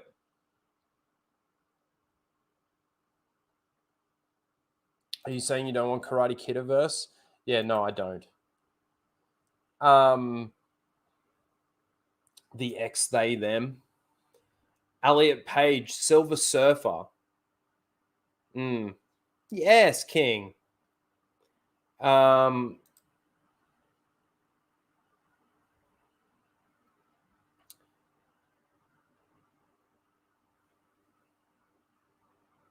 me, this is just stupid. And like, again, it's a report. Like, I don't know, it's a rumor or something. I don't know.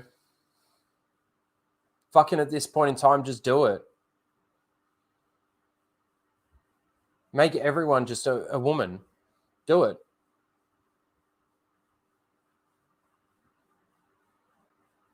No one's going to watch it. No one's going to watch it if you do something like that. And the only people that will watch it is the they, thems on Twitter. And then they won't buy your toys. They won't buy your merch.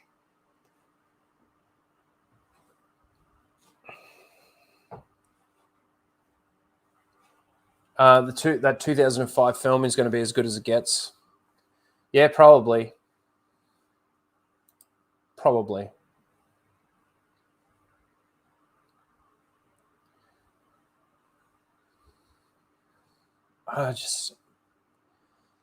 You know what scares me more than fucking Fantastic Four is the X-Men. It's the X-Men. It's that animated show that they're doing, the continuation of the 90s animated series. That scares me more than anything, to be honest. But fuck it, just do it. I don't know how much validity is in this, and I don't know how much that they're actually thinking about doing that. I mean, it wouldn't surprise me if they did, but in a way, it kind of would surprise me if they did make the Silver Surfer a woman.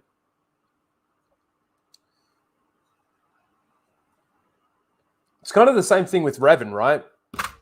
If they were to do Revan, it wouldn't surprise me if they made her a woman, but then it kind of would surprise me if they made her a woman, made him a woman. For the sake of their force is female and, you know, put a chick in it, make it lame and gay. Anyway, I've really got nothing more to say about that. The MCU is fucking disaster. It is a fucking disaster. And let's tune into Bounding into Comics for a bit of a report on the Marvels. Speaking of Marvel. The Marvels director Nia DaCosta describes critics of woke Marvel as virulent and violent and racist and sexist and homophobic. Gee, why am I not surprised? Why am I not surprised? How about the fact that it's just a shit movie? It's actually a shit movie.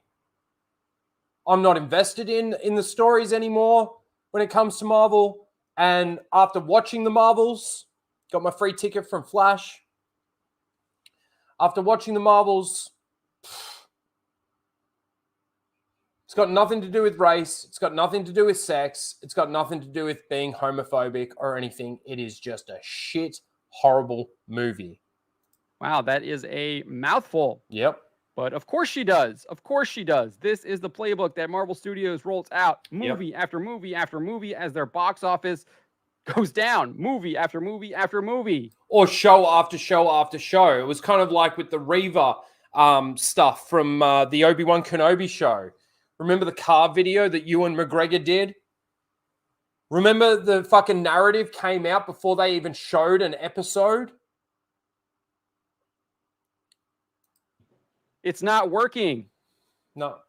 You might have gotten short-term success, but people have figured it out. Your playbook of calling people all kinds of nasty, horrible names when you've created absolutely garbage products. And the funny thing too with the Marvels is apparently it was reported 65% roughly of the audience were male. Means a lot of your female fans, your new fans, didn't go and watch this movie. Interesting that, isn't it? Are you calling them racist and sexist? Oh no, because they sat there and they praised it and seal clapped it, didn't they? They sat there and just went like this. You guys probably got an echo there because I'm sharing my screen. Thanks, StreamYard. Fucking dogs. Is not working anymore. But let's get into this. The Marvel's director, Nia DaCosta, recently shared her opinion that critics of woke Marvel are virulent and violent and racist and sexist and homophobic. DaCosta made her thoughts known during an interview with Variety's Angelique Jackson ahead of the film's opening weekend. The director was first asked if her use of the Beastie Boys' Intergalactic in the film's trailer was a shot at critics of Brie Larson's acting. Jackson explained the lyrics, now don't you tell me to smile seems especially pointed, evoking an early scene from the first Captain Marvel, where Carol is approached by a smarmy biker who revs his motorcycle engine to get her attention and says, "You got a smile for me?" When Carol doesn't react, he calls her a freak under his breath and heads into a store at an LA strip mall. Her revenge, stealing the jerk's bike. Yes, actual theft. Such a moral superhero right there. Yeah. Just stealing. Love it. DaCosta said the song had nothing to do with Captain Marvel critics. That's the first time I've realized that those lines are in the song. I cannot say that was on purpose. That was on purpose on my part. Sorry to be disappointing. DaCosta then shared her thoughts on critics who lampooned her film and Marvel for going woke. She said there are pockets where you go because you're like, I'm a super fan. I want to exist in the space of just adoration, which includes civilized critique. Well, that doesn't really make sense. If you're just being adored, you wouldn't really have people critiquing it, would you? Doesn't really make any sense. But nevertheless, this is what she then said. Then there are pockets that are really virulent and violent and racist and sexist and homophobic and all those awful things. And I choose the side of the light. That's the part of fandom I'm most attracted to. So that is what Nia DaCosta had to say. Again, par for the course from Marvel. This is the narrative they roll out all the time. It's not really surprising. It's disgusting. And they're reaping what they've sown. We see the fruits of their labor now, and they are rotten. Subscribe from... That's it. And then there was this. I showed this on Hump Day as well, right? So this person went to a 9:45 showing on a Friday night of the Marvels. And just like, look at this. I'll come by and check on you later. It's the only one in the theater at a 9:45 showing on a Friday night.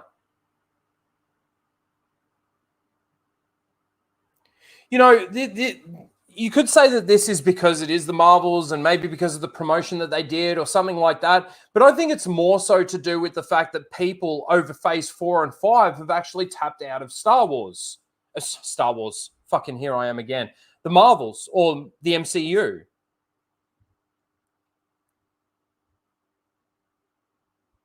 They destroyed the universe themselves. They destroyed characters. They destroyed stories.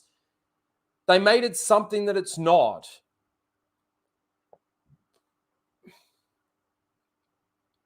You know, this could have been let's say this movie, The Marvels, was actually all male characters.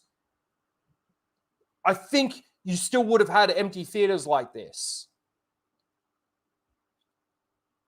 Fuck, apparently here somewhere in Australia, I don't know, I think it was in Melbourne, there was a theater that on one of their opening weekend, they cancelled like a 9 o'clock showing because they literally sold like 3 tickets for it. And it was cheaper for them not to run the movie than it was for them to run the movie. They canceled the showing. This is a result.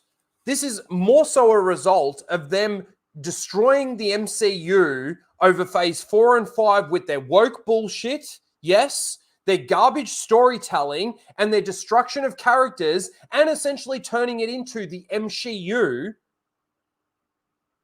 than anything else. This is a result of that.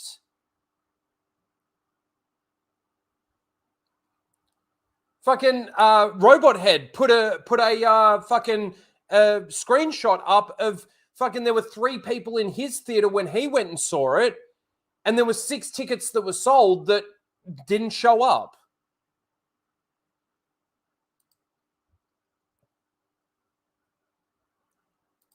Like, this is another one of those things for me that is kind of, should be a slam dunk for them, especially after what we got moving towards, like, at the point of Infinity War and stuff like that. There was so much hype for the MCU. And if they had have actually kept loyal to the characters and the source material and actually just told the stories moving forward. I mean, this is the thing. They want strong female characters and all of this kind of thing. They're in real source material. There are already those characters that exist. And it's the same with Star Wars, right? If they had just moved forward with Jaina Solo and Mara Jade and actually actually told the story from the source material, there's your strong female characters, and you didn't have to fucking do a goddamn thing. And you'd have happy fans. The people that are happy with Disney Star Wars now and, you know, they're so diverse and representation and all of this kind of stuff, they would still be able to sit there and say all of that shit and we'd be rolling our eyes at it. But at least then the people that are rolling their eyes at it are like, oh, at least they're honoring the source material. At least they're honoring George Lucas. At least they're honoring the source material of the MCU or the Marvel Universe and the creators of those characters. But no, they've got to change it for modern audiences. What? And the thing about the whole modern audiences thing for me is like these things, these IPs, Star Wars, Marvel, all of this stuff has been there. It's been around for decades. Fucking decades. If you're not a fan of these things, then you're not going to be a fan of these things. It's as simple as that.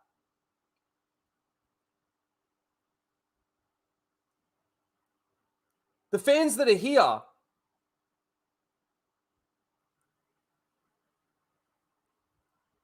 the fans that are here.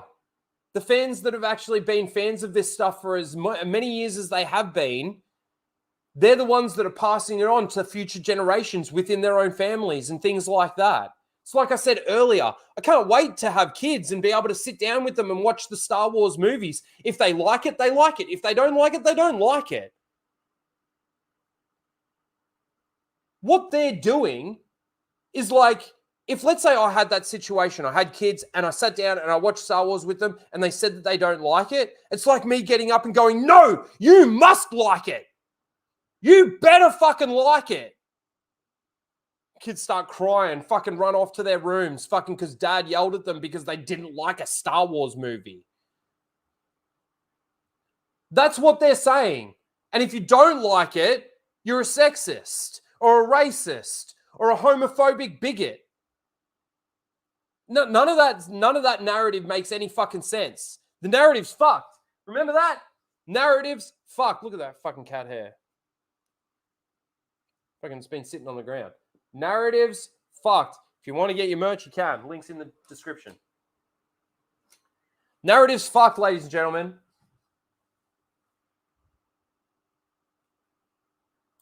But the funny thing is it's just like John F. Trent said then. Like, this is their playbook. This is the only thing that they can go to try and save face, right? Is to call the fans out for not liking it, but call them something that they're not. Nuts. Fucking nuts. And then this was another thing that I played on Hump Day. This is from the new Star Trek. I can't believe when I saw fucking this.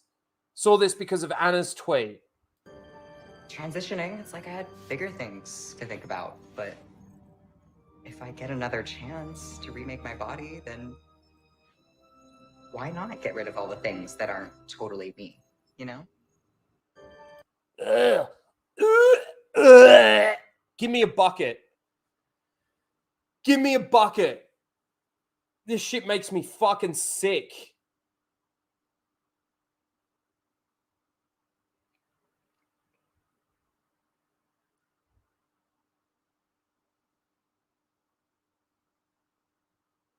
This is Star Trek. Don't you recognize it?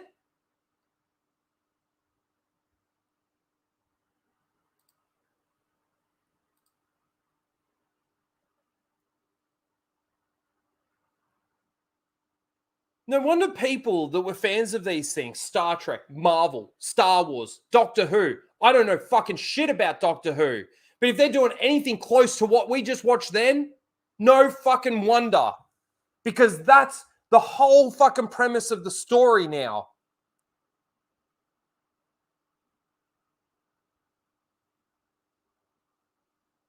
Kind of sound like a bigot, Rhino? Well, then I fucking sound like a bigot. I know you fucking trolling snakes. Why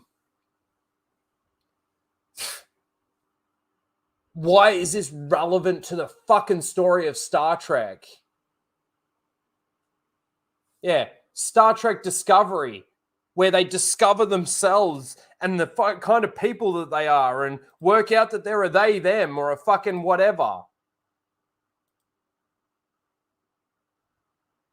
What a fucking joke. This is our entertainment now. This is our escapist entertainment these days. Trek will never recover. Neither will Star Wars, Dr. Coffin Nails, and neither will the MCU, as long as they keep pushing these narratives. The only way to now recover from what they've done to these franchises is to not retcon, but to completely decanonize.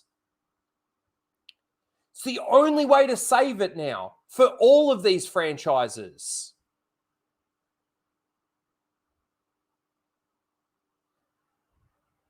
Retconnings don't do anything now. Because there's that much damage actually that's been done that a retcon wouldn't work. Because not only do you have to retcon that one small moment, you got to retcon the entire show, which you may as well then just decanonize the whole thing. But this is our escapist entertainment these days. This is how we escape, to see the real world, to see people reflected on the screen. That's it. That's what it is. You know, it's funny watching Avatar: The Last Airbender, how much there's talk about, like, you know, the waterbender master. He doesn't train women. The women are healers. And then she shows that she can actually do it. And then the story, the narrative pushes forward, and the story pushes forward to the point where he realizes, okay, maybe I should be training some of these women. Maybe they are, some of them are actually stronger, or not physically stronger, but they've got the will to be able to be actual warriors or fight or something like that. It's funny how those stories actually just naturally progress to get to a point where, you know, I could sit there and say it's woke, but it's not. It actually makes sense within the story. Seeing something like this is put on the screen for the sake of putting it on the screen so that the people that are non-binary and that are they, thems can see themselves on the screen.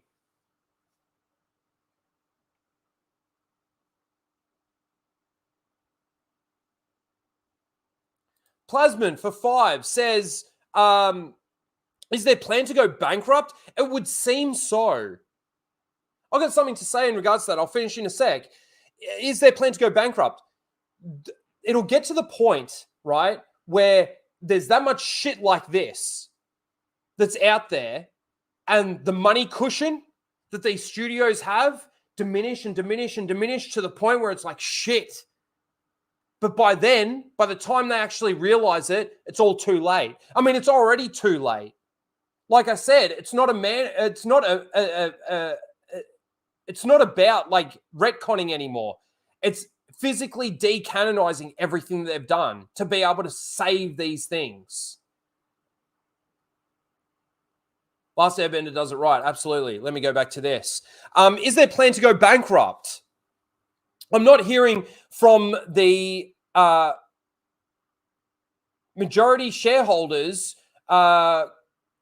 chopping heads off over all the major losses. Well, no.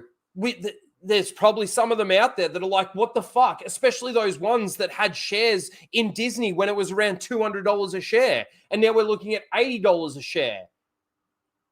I'm sure heads are fucking rolling, Plasmin. I'm sure they have to be. Bob Iger surely has to be freaking out at this point.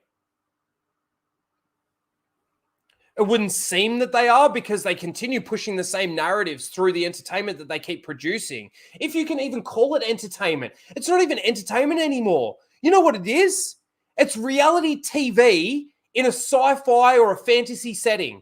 That's what it is. It's reality television. Fake reality television. How fucking weird is that?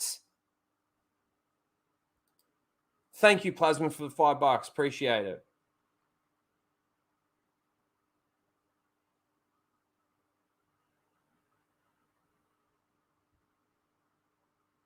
Sound like Beardo reading? Oh, I thought Beardo would be better than me.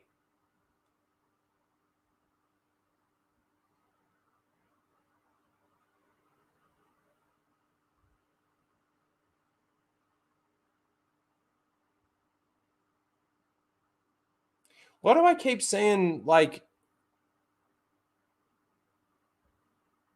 2 years? Are there member chats that are coming through that I'm not seeing?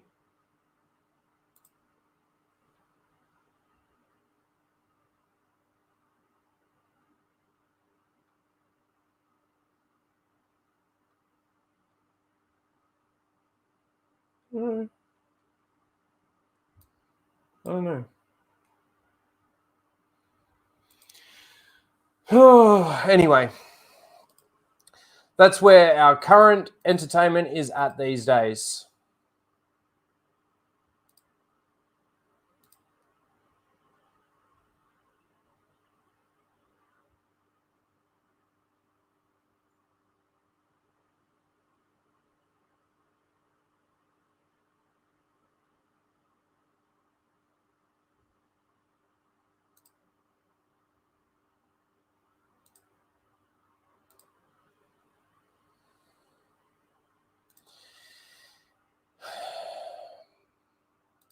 Yep.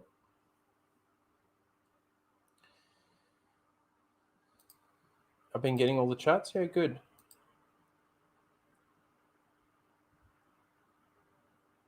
It's just weird. It just seems to be Trev's like comments that he puts in always just has the brackets with the members and the months. It's kind of strange. Anyway. All right, let's do this. Let's do this. Where am I?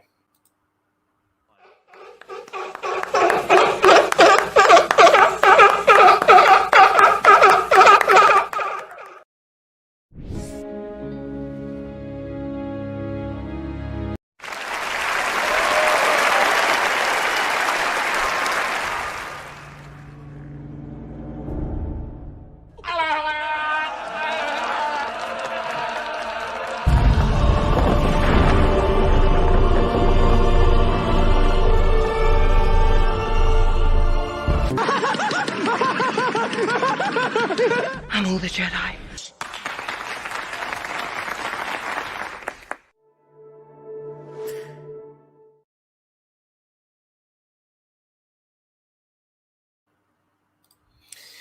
All righty. Let me blow this up a little bit, shall we? All right. So we've got a few people come back for Seal of the Week this week. Whoa.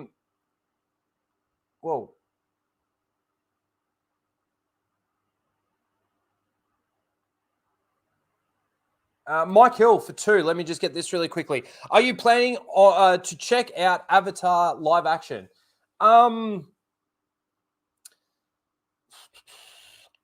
Based on, like, I don't like the movie that they did, that live action movie that they did. I don't know, to be honest, Mike. The animation, the animated series, that's been pretty good. Like I said, I'm near the end of the first season. Maybe I might just check it out just to see. I don't know. I might watch it just to check it out and just to see what, if it's any good or how bad it's possibly been.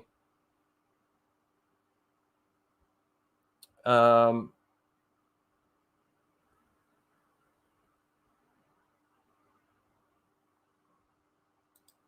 then Fuck Norris for 24 months. What a legend. Like this at Trev. Like, I don't know.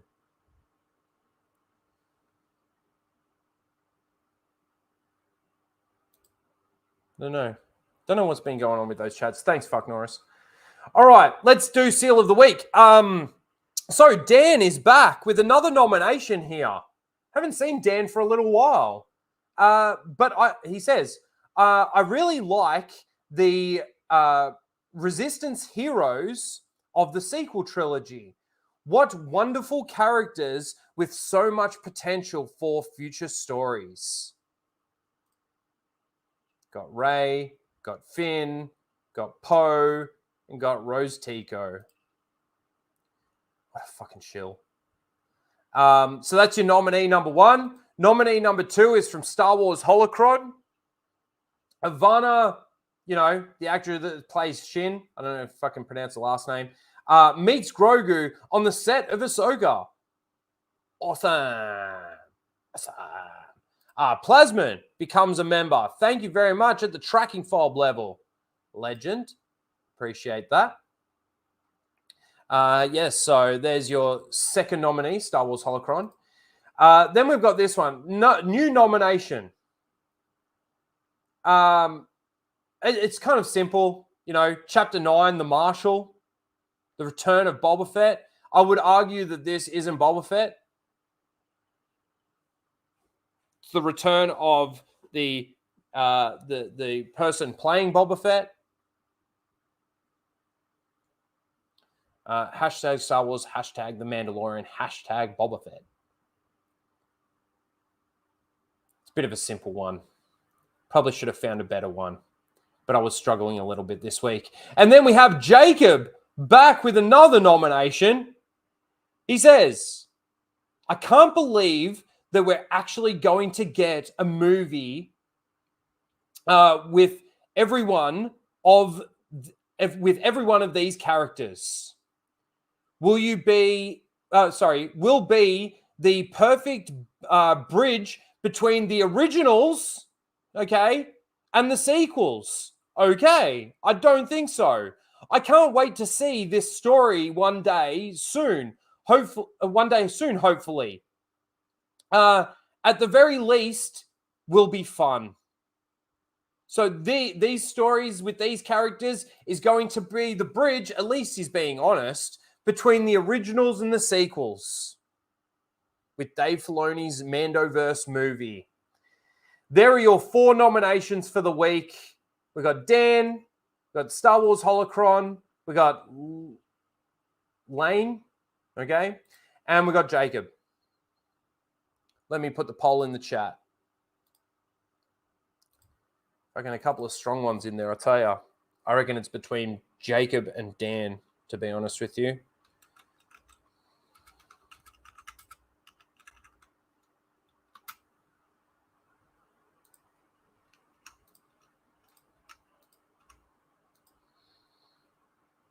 Okay. There you go. Get your votes in, guys. Fuck. We got 87 likes. Can we get to 100? We got 74 people still watching. You guys are fucking awesome. Love you guys. Let's see if we can get those likes to 100. Okay. We'll come back to that. All right, let's watch this fan film. I'm not going to pause it much. We'll just sit there and watch it. It's 17 minutes long. Fuck, it's got 32 million views. Wow, with 1 million likes. Wow. Do you reckon I could ever get a video that does something like that? I've got all the super chats there. Before we watch this, let me just check my Streamlabs over here. We're good. All right. Let's give this a watch.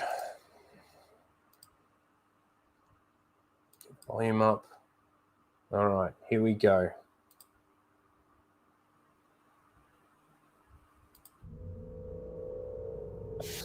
Spammed him. Thanks for coming by, dude. Appreciate you. And happy Thanksgiving, everyone. Sorry, I know I shouldn't pause right here, but I got to point something out here, right? Like a lot of people, and even myself, have talked about like people waiting their turn, right? In Disney Star Wars stuff, waiting their turn to actually get into the fight. Like there's been little signs of that in this, but it's actually relevant to the fight. Like it's almost like that, you know, if they were to go in now and fight, they'd be in the way more so than actually, you know, it's so fluent is, I guess, my point. Sorry, let's go back just a little bit here. Like there's a bit where the chick comes across here and he sort of waits in the background there because if he was to swing now, he'd...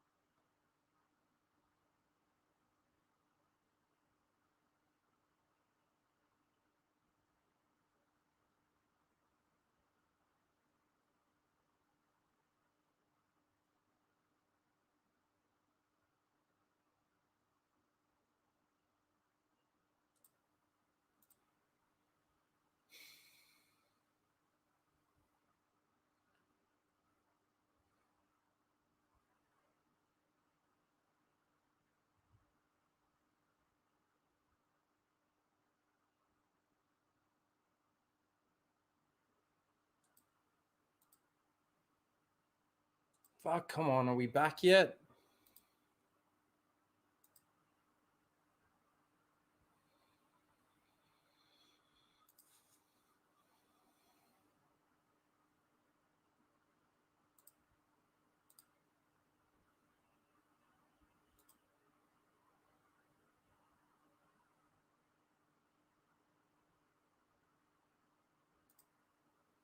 Come on. Come on.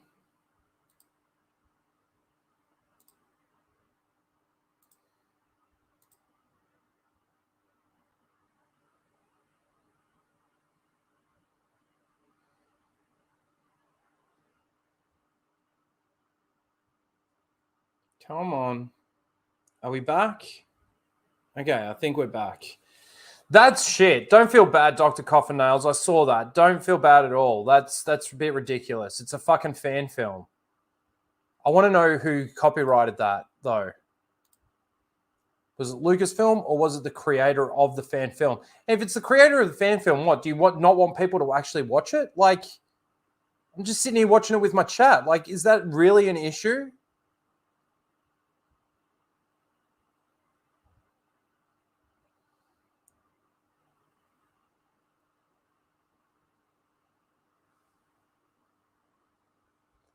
Maybe it was the music, but like, and I was sitting there and there was some really good bits in there. I'm sitting there going, nice, fucking nice. That's awesome. Anyway, that's a bit unfortunate. Sorry, I'm not going to bring it back up, but that's ridiculous to me. I'm going to give it a like anyway, because from what I saw, I thought it was awesome. I've only watched 6 minutes of it. I'm going to watch the rest of it. But I wanted to watch it with you guys. That's fucking annoying as shit. So annoying. Fuck. It's still green on my fucking back end of my in the studio.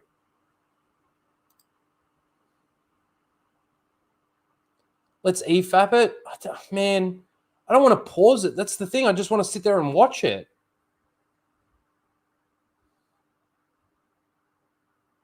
Yeah, YouTube trying to ruin everyone's fucking good time. That's stupid. I'm sorry. It's a fucking fan film. I want to know who fucking copyrighted it.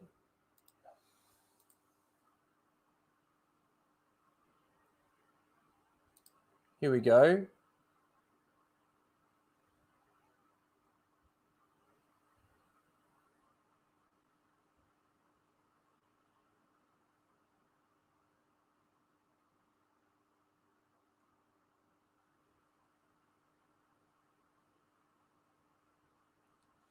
No, that doesn't tell me shit. That just takes me to my... Yeah, it just takes me to this. Oh, man, that is so fucking retarded.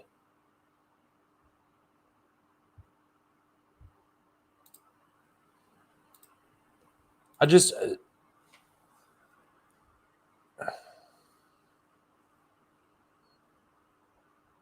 so fucking retarded.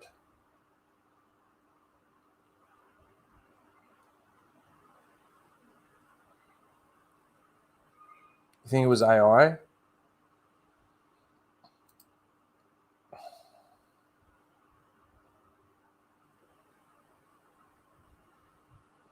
Should we try again? Should we try one more time? Or do you think that's a bad idea?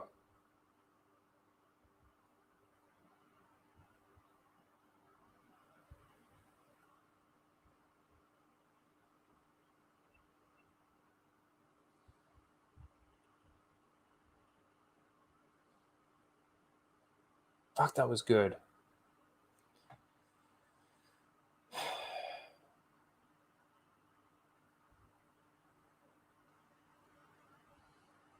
Thing is with EFABing it, like, I've got nothing really to say. It's fucking great. Don't risk it.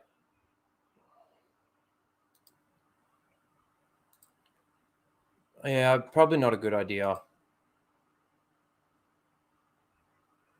It's probably not a good idea. That's really disappointing.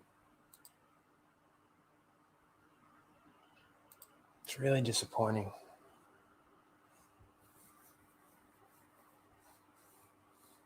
Yeah, probably. Fuck. And we lost like 10, 15 fucking viewers because of fucking that. Fucking dogs, man. Like, that's fucking dogs. Well, that's really it, guys. Let's finish off. Let's do wrap up the poll for Seal of the Week. Fuck, that really disappoints me. I'm so annoyed. And again, I just want to point out, fucking Dr. Coffinails, honestly, don't feel bad for fucking sharing that with us. That was fucking, it was great. And it should have allowed us to watch the whole fucking thing. Anyway, all right, did I miss any super chats? No, we're all good. We're all caught up there. Have we missed anything on Stream Labs? I think we're good over there. Yep. All right, let's wrap up the poll. 4 more likes to 100. Come on, there's 4 people in the chat that haven't liked the fucking stream yet. Please smash that like button, and let's get that 100 likes. That'd be awesome. No, I'll definitely finish fucking watching it. Definitely. Yep. Yeah, definitely going to watch it. Plasman, 19 for 5, says it's really easy to do 1v5 plus opponents if the Force lightsaber battle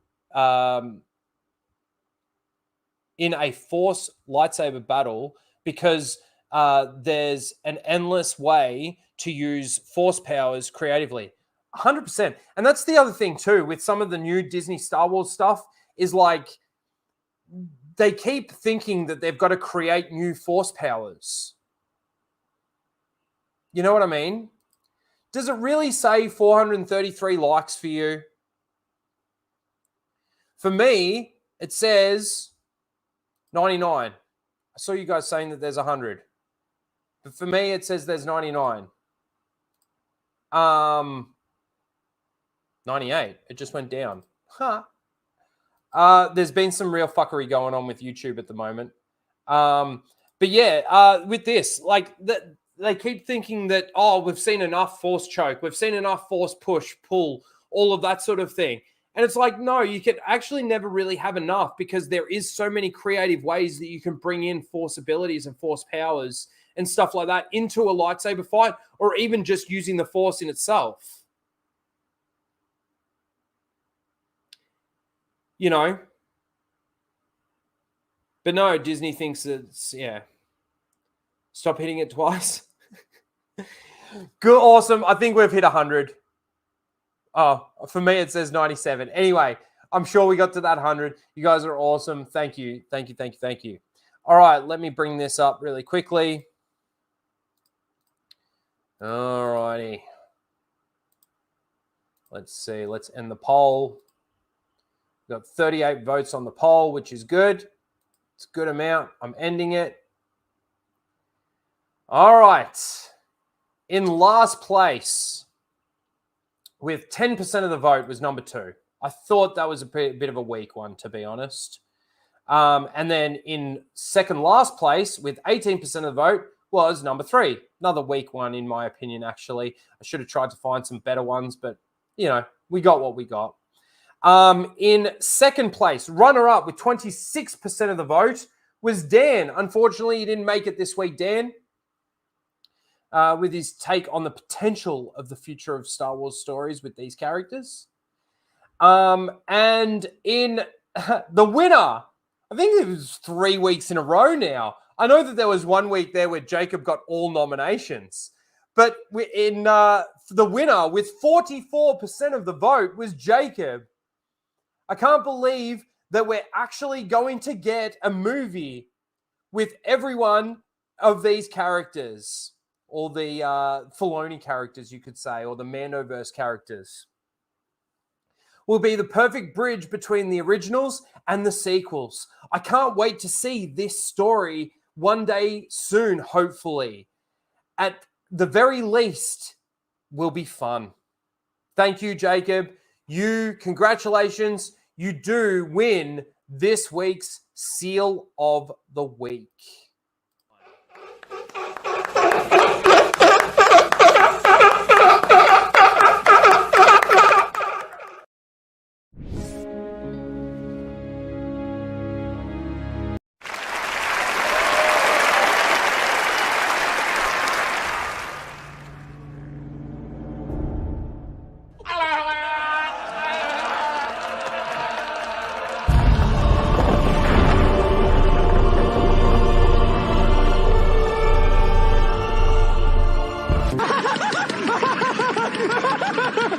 I'm all the Jedi.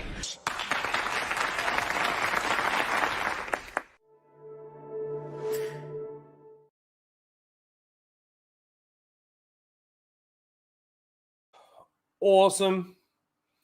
We had a $5 super chat from Wreck-It Reynolds for 5. Says, thanks for your struggles. We're here for you. Well, thank you very much. I appreciate you being here for me. I'm here for you. All of you. Yeah, and that wraps up Casual Rage 151. You guys are awesome. Thank you for your support. Thank you for being here. Next week, on this actual day for Casual Rage, will be my 40th birthday. Can't believe I'm turning 40. I don't feel like I'm turning 40. I don't act like I'm turning 40. I'm probably the most immature 40-year-old out there. But yeah, no, my 40th birthday next week. Which should be a good stream. We might do a bit of a longer one, kind of like what we did for Casual Rage 150.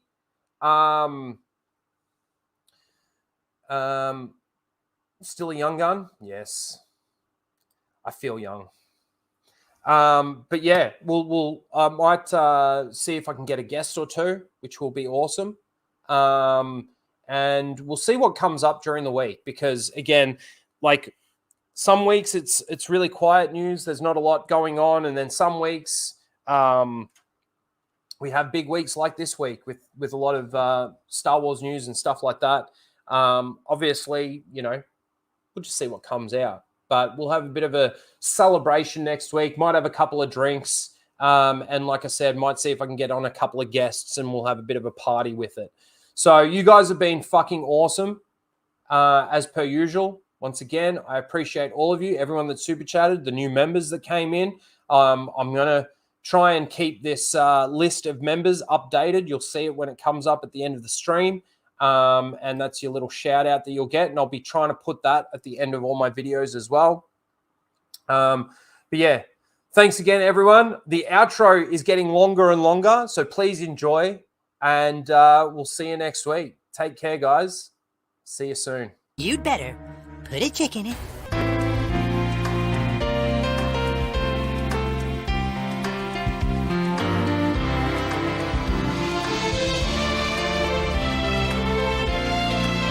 And make it fucking gay as fuck. Going somewhere?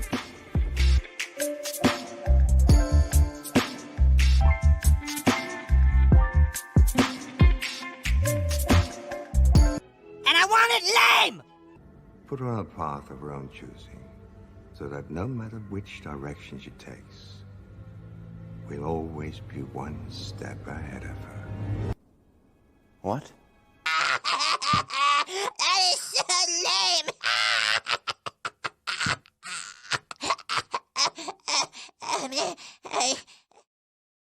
They came bounding over.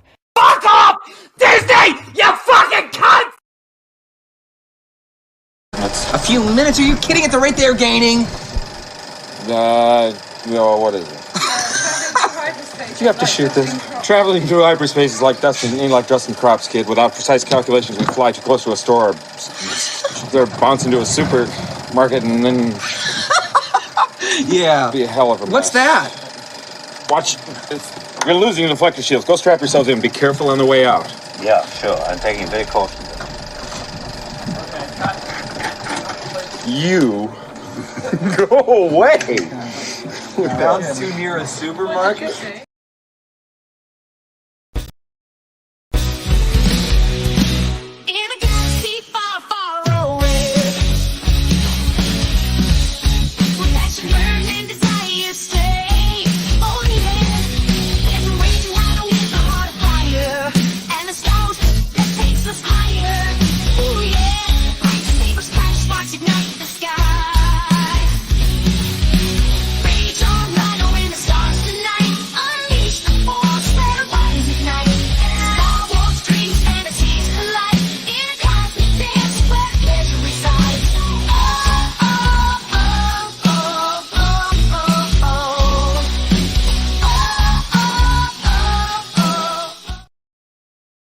Chicken it and make her name it gay!